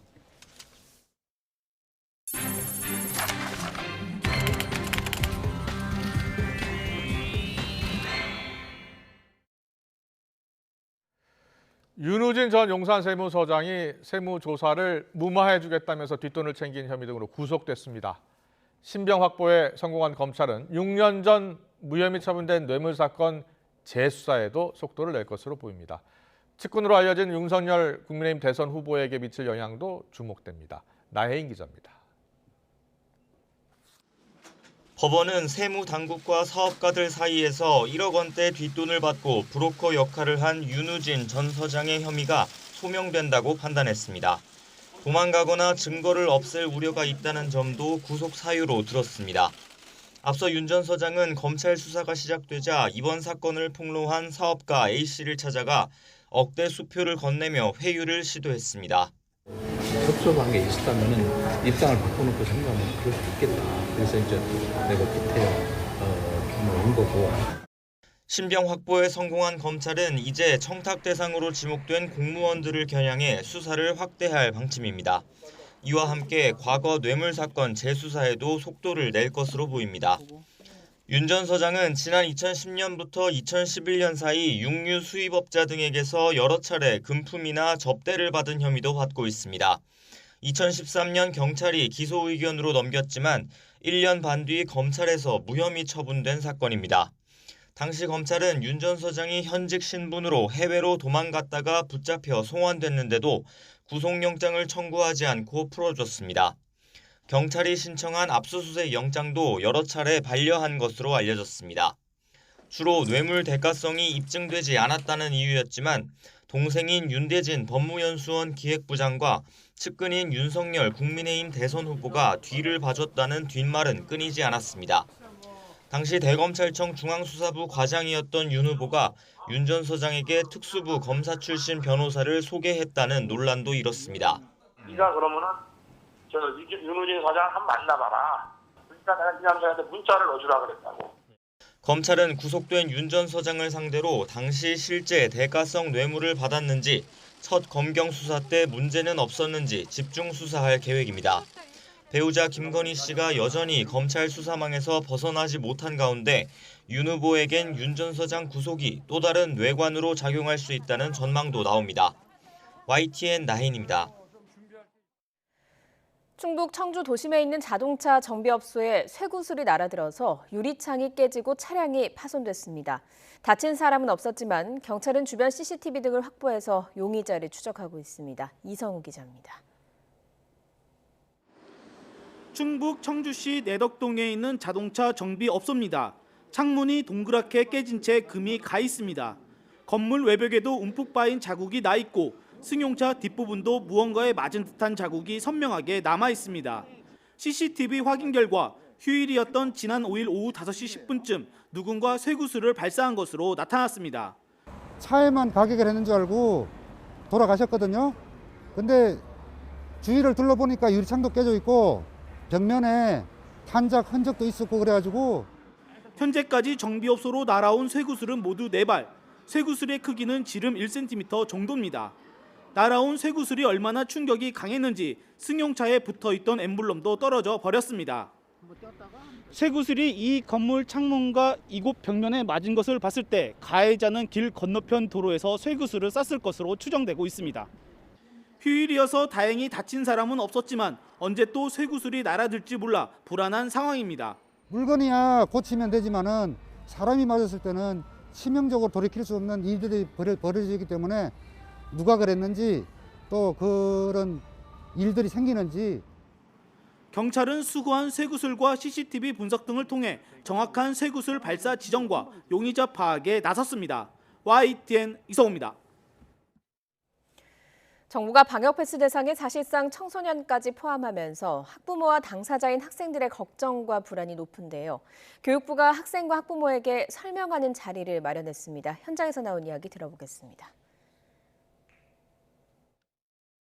18세 이하는 자유롭게 선택권을 주는 듯 했으나 불과 2달이 안 되어서 갑자기 내년 2월 1일부터 청소년도 백신 방역 패스 적용 대상이 된다는 것이 너무 이해가 되지 않습니다. 무슨 이유로 불과 2달 만에 이렇게 모든 상황을 뒤집는 정책을 내는 것인지 청소년들이 급격하게 바뀐 방역 패스를 받아들일 수 있는 해명을 해주시기 바랍니다. 현재 종교시설, 시위, 놀이공원, 백화점 등은 모두 방역 패스에서 제외되고 있습니다. 학생들에게 필요하다고 할 수 있는 학원, 독서실, 도서관 등은 제한하면서 이러한 곳들은 풀어주는 것에 의문이 듭니다. 방역 패스는 유행이 집중되는 곳, 감염자가 가장 많이 생기는 곳을 대상으로 할 수밖에 없는 상황입니다. 그게 아이들과 이제 학생들 자료를 분석을 해보면 학교와 학원이 되는 것이거든요. 현장의 의견들을 더 저희가 적극적으로 경청하면서 관련 부처, 관계기관과의 협의를 통해서 지금 현장에서 제안 주시는 그런 의견들이 개선될 점, 보완될 점들을 반영할 수 있는지 그렇게 잘 협의하면서 진행하도록 하겠습니다. 코로나19 하루 확진자 7천여 명, 상황이 좋지 않다 보니 정부는 연일 백신 접종을 적극적으로 권장하고 있지만 백신 피해 가족들은 대책을 호소하면서 분통을 터뜨리고 있습니다. 김두경 코로나19 백신 피해 가족 협의 회장 연결해서 그 이야기를 직접 들어보겠습니다. 회장님 나와 계시죠? 예, 안녕하십니까? 예, 안녕하십니까? 먼저 회장님 가족도 백신 접종 후에 부작용을 겪으신 것으로 들었습니다. 어떤 부작용을 어떻게 겪으신 겁니까? 예, 백신을 접종하고 바로 팔다리에 힘이 빠지는 증상이 있었고, 기숙사에서 잠자고 10시간 후부터 사지마비와 극심한 두통, 발열, 그리고 구토로 뇌염, 척수염, 뇌척수염 진단을 받았고 길랭발레 증후군과 밀러피시 증후군으로 지금까지 힘겹게 병마와 싸우고 있습니다. 극심한 그 통증과 숨쉬기 힘든 상황으로 한 달에도 지금 2번씩 응급실을 찾아야 하는 상황이 이어지고 있습니다. 예, 보건의료 인력이어서 백신을 맞으셨다고 들었거든요. 네. 예, 그 촛불 집회에 나오신 모습들 보니까요, 가족들 영정 사진 들고 나오셔가지고 그 모습 보니까 참 마음이 좀 먹먹했습니다. 다른 분들 피해 사례도 많이 들으셨을 것 같거든요. 네. 보건소나 지자체 질병청 안내가 많이 부족해서 분통을 터뜨리고 있고요. 갑작스럽게 백신을 맞고 사망하여 슬픔에 주체할 수 없고 그로 인해서 부금도 하지 못해서 장례를 치르는 분들도 많고 가장을 잃은 아내는 가장을 잃은 슬픔보다도 아이들과 살아갈 걱정에 보이지 않는 막막한 그런 현상에 피해자들이 서로 위로하며 길거리로 나가고 있습니다. 예, 앞서서 그 회장님도 한 달에 응급실을 2번 정도 찾는다 이렇게 이제 이야기를 해주셨는데 치료비는 어떻게 좀 감당을 하고 계시는지요? 정부의 어떠한 그 지원은 전부 없습니다. 4-1 판정을 받으면 3천만 원 내의 치료비를 지원받지만 그것이 하늘의 별 따기이고 심사 기간이 너무 오래 걸려서 도움이 되지 못하고 있고요. 저희들은 생업을 포기하고 그 환자들의 병간 후에 또 신경 써야 되고 이중 고통을 겪고 있습니다. 그러니까 생계도 포기를 하고 치료에까지 매달려야 되는 상황이시면 정부에서 좀 어떤 다른 지원 같은 것들은 없습니까? 조금 아까 말씀드렸듯이 4-1이나 돼야 병원비 3천만 원까지 지원을 해주는데 예, 4-1이 뭔가요, 회장님?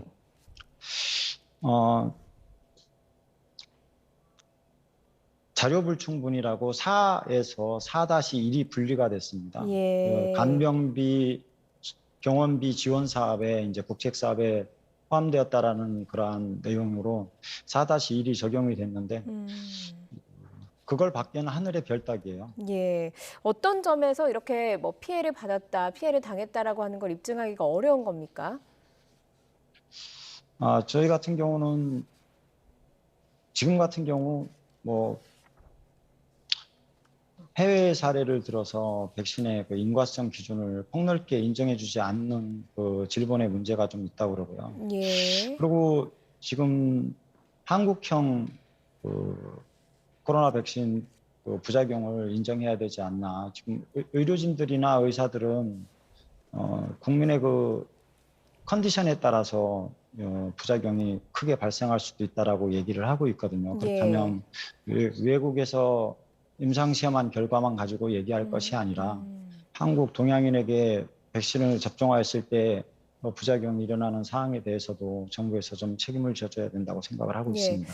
그 인과성을 인정받으시려고 뭐 의사나 뭐 이런 곳들의 진단을 좀 받고 가실 거잖아요. 그리고 그런 자료를 토대로 접수를 하실 거고요. 저희들이 예를 들어서 외국 사례만을 들어서 인과성을 좁게 보는 것이 좀 문제이지만 그 신근염의 경우에는 군인 1명에 한해서 인과성을 인정을 해줬어요. 근데 지금 나머지 200명이 넘는 신근염 사망자나 중증 환자는 인정을 해주지 않고 있습니다. 인과성 인정 기준이 잣대가 고무줄이니 누가 질병청의 피해보상 심사를 신뢰할 수 있겠습니까? 예, 이렇다 보니까 코로나 백신 맞고 의심 증상으로 사망한 분들이 신고 기준으로 1,340명인데 인과성은 단 2명밖에 받지 않았다고 들었거든요. 그런 점에서 이제 해외 사례를 되다 보니까 정부가 인정을 해주지 않는다라고 보고 계시는 거군요. 현재 수는 그렇습니다. 또한 중증 환자의 경우는 가족의 생계를 포기한 재환자를 돌봐야 되고 치료비, 생활비까지 이중비를 걷고 있는데도 그 인과성에 외국 사례만 들고 조은희 국장과 질병청장은 검토를 해보겠다라고는 하지만 언제까지 검토를 하는 것인지 저희는 지금 벌써 9개월이 넘는 기간 동안 병마와 싸우며 저희들 사비로 지금 치료를 다 하고 있고 생업을 포기한 채 지금 간호하고 있습니다. 몸으로 직접 백신으로 인한 피해를 겪으신 분들이 많다 보니까 사실은 뭐 회장님도 그런 케이스고요. 그렇다 보니까 지금 청소년들한테도 백신을 좀 필수적으로 맞춰야 된다라는 정부의 이야기가 나오고 있거든요. 여기에 대해서 좀 우려점이 많으시겠어요? 저희는 손바닥으로 하늘을 가리려고만 하지 말고 그 정성으로 학식 있고 유능한 전문가로 하여 이상 반응 환자들이 사망에 이르지 않도록 치료에 최선을 다해줘야 된다고 생각을 하고 있습니다. 희생자의 명예를 회복시켜주는 게 급선무고요. 또 접종률 83%라고 자랑하기에 앞서 참여했던 국민에게 감사하고 피해자들 위로하는 자세가 필요할 것 같아요. 회장님, 제가 방금 여쭤본 질문이요. 청소년 백신 접종에 대해서 어떻게 생각하시는지 좀 의견을 듣고 싶었습니다. 이 부분에 대해서 어떻게 생각하시는지 좀 얘기를 해주실 수 있을까요? 저희 청소년 같은 경우는 지금 백신 부작용에 대해서 의구심도 풀리지 않고 지금 사망자가 계속 나오는 상태에서 청소년들에게는 좀 섣부른 판단이라고 생각을 합니다. 왜 그러냐면 이 섣부른 판단으로 국민들이 혼란스럽게 하는 어용 의사들부터 내쳐야 된다고 생각을 하고 있고요. 코로나 위험하다고 백신 위험하지 않습니까? 코로나만 위험하다고 얘기하면서 백신은 위험하다는 얘기는 하지 않고 있어요. 학생들이 코로나에 걸려서 사망한 사례가 한 사람도 없습니다. 근데 갑자기 코로나에 사망했다는 어떠한 보고도 없이 이명이 올라왔어요, 다시. 선택이라면 백신 패스를 아이에게 도입한다면 부모 동의가 있어야 될 텐데 백신 접종시키고 사망에 자식이 이른다면 어떻게 그 부모가 온전한 삶을 살 수 있겠습니까? 아이들의 권리를 무시한 행동이고 저는 이거 아동 학대라고 생각을 하고 있습니다. 회장님, 이렇게 좀 답답하고 억울한 부분들이 좀 있으시다 보니까 계속해서 촛불 집회 가족들, 피해 입은 가족들하고 나가실 생각이잖아요. 어떤 목소리가 좀 우리 정부에 가서 닿았으면 좋겠는지 이 자리 빌어서 얘기를 해주시죠. 저는 정부의 국책 사업에 순수하게 참여했던 우리 백신 피해자들, 우리 국민입니다. 대통령께서 신년사에 말씀하신 백신 부작용 동료, 국민이 백신 부작용으로 피해 입는 일은 없을 것이다라는 말씀을 모든 국민이 같이 지켜보는 자리에서 대통령께서 하셨어요. 우리는 대통령께서 안전하다는 말씀을 하셨기 때문에 접종을 한 국민이고 그렇다면 대통령께서도 국민들과의 약속은 지켜주셔야 된다고 생각을 하고 있습니다. 그래서 억울하고 분통해서 독립문, 청와대 밖으로 나갈 수밖에 없고요. 엊그저께 질병청장과의 면담에서 대통령께서 하신 말씀을 들었냐고 말씀드리니까 못 들었다고 합니다. 그래서 우리는 나갈 수밖에 없고요. 앞으로도 우리는 코로나19 백신 피해자 가족 협의회는 한 사람이라도 소외되지 않도록 똘똘 뭉쳐서 정부의 백신 피해자를 구제할 수 있는 특별법 제정의 순간까지 멈추지 않고 걸어갈 것입니다. 예, 알겠습니다. 회장님 오늘 말씀 여기까지 듣겠습니다. 좀 몸 잘 챙기시고요. 오늘 어려운 자리, 어려운 이야기 해주셔서 감사합니다. 김두관 코로나19 백신 피해 가족 협의회장과 이야기 나눠봤습니다. 고맙습니다. 농구 국가대표 강상재 선수가 상무에서 전역하자마자 존재감을 뽐내고 있습니다. 하웅의 원맨쇼에 의존하던 소속팀 DB는 상위권 도약을 노리고 있습니다. 조은지 기자입니다. 지난 9월 KBL 컵대회 DB를 상대로 상무 강상재의 동무대가 펼쳐졌습니다. 내외각을 가리지 않는 만점 활약, 강상재는 40분 풀타임을 뛰면서 자신의 한 경기 최다인 30득점을 기록했습니다. 신인왕 출신 국가대표 포워드는 상무에 있는 동안 전자랜드에서 DB로 트레이드됐는데 합류할 팀에 미리 눈도장을 찍은 겁니다. 제대하면 이제 들어가야 될 팀이기 때문에 최대한 좋은 모습을 보이고 싶었고 외곽수비라든지 스피드 부분에 대해서 많이 걱정을 하시더라고요. 이제 그런 부분을 좀 신경을 더 써서. 그리고 꼭 80일 강상재가 DB에 둥지를 틀었습니다. 충성! 좋네요. 핸드폰 24시간 쓸 수 있는 거. 너무 좋아요. 저희는 올라갈 일만 남았다고 생각해요. 저희는 이제 밑에 있기 때문에 좀 올라가는 거에만 이제 좀 집중하고. 지난 4일 DB 데뷔전에서 13점 13리바운드 더블더블로 화려하게 연착륙했고 이튿날 2차 연장까지 간 KGC 맞대결에선 상무 동료였던 박지훈의 결정적인 골밑슛을 막으며 승리에 디딤돌을 놨습니다. 강상재! 강상재는 세 번째 삼성전에서도 종횡무진 코트를 누비며 연승에 힘을 보탰습니다. 과거 팀 전성기를 이끌었던 김주성, 윤호영의 동부산성 뒤를 이어 2m 넘는 압도적인 높이를 자랑하는 김종규, 강상재의 신 DB 산성이 위력을 더해가는 겁니다. 에이스 허웅에 김종규와 박찬희, 강상재까지 DB는 막강한 토종 라인업을 갖추게 됐습니다. 특히 한 살 많은 허웅과는 코트 밖에서도 늘 함께할 만큼 특급 케미를 자랑합니다. 질척이야, 질척이. 하루 종일 제 방에 있어요. 이미 방에 있기도 전에 강상재가 먼저 제 방에 있어요. 예비역 강상재가 DB의 상위권 도약의 마지막 퍼즐이 될 수 있을지 코트가 떨고 있습니다. YTN 조은지입니다. 오늘은 마치 봄처럼 포근한 하루였습니다. 내일도 온화한 겨울 날씨가 예상되는데요. 내일 서울 아침 기온 2도로 큰 추위는 없겠고 낮 기온은 11도로 오늘만큼은 아니지만 예년 기온을 6도나 웃돌며 포근하겠습니다. 내일은 대체로 구름 많은 가운데 아침까지 내륙 곳곳에 짙은 안개가 끼는 곳이 있겠고 낮 동안에도 연무로 남아있을 것으로 보이니까요. 안전운전 하시기 바랍니다. 또 내일 서울을 비롯한 수도권은 초미세먼지 농도가 종일 짙게 나타나겠습니다. 외출하실 때는 반드시 미세먼지용 마스크를 착용하시기 바랍니다. 내일 아침 기온 예년보다 3에서 4도가량 높겠습니다. 내일 서울 아침 기온 2도, 광주는 3도가 예상되고요. 낮 기온도 예년보다 3에서 6도가량 높겠습니다. 내일 낮 기온 서울과 대전 11도, 부산은 17도가 예상됩니다. 남은 한 주간 대체로 맑고 온화한 날씨가 이어지겠지만 일부 지역은 공기가 계속 탁하겠고요. 다음 주 월요일에는 서울의 아침 기온이 영하 6도까지 떨어지는 등 올겨울 들어 가장 추운 날씨가 찾아올 전망입니다. 지금까지 날씨 정보였습니다. 네, 이어서 저녁 종합 뉴스 이브닝 뉴스가 방송됩니다. 시청해주신 여러분 고맙습니다.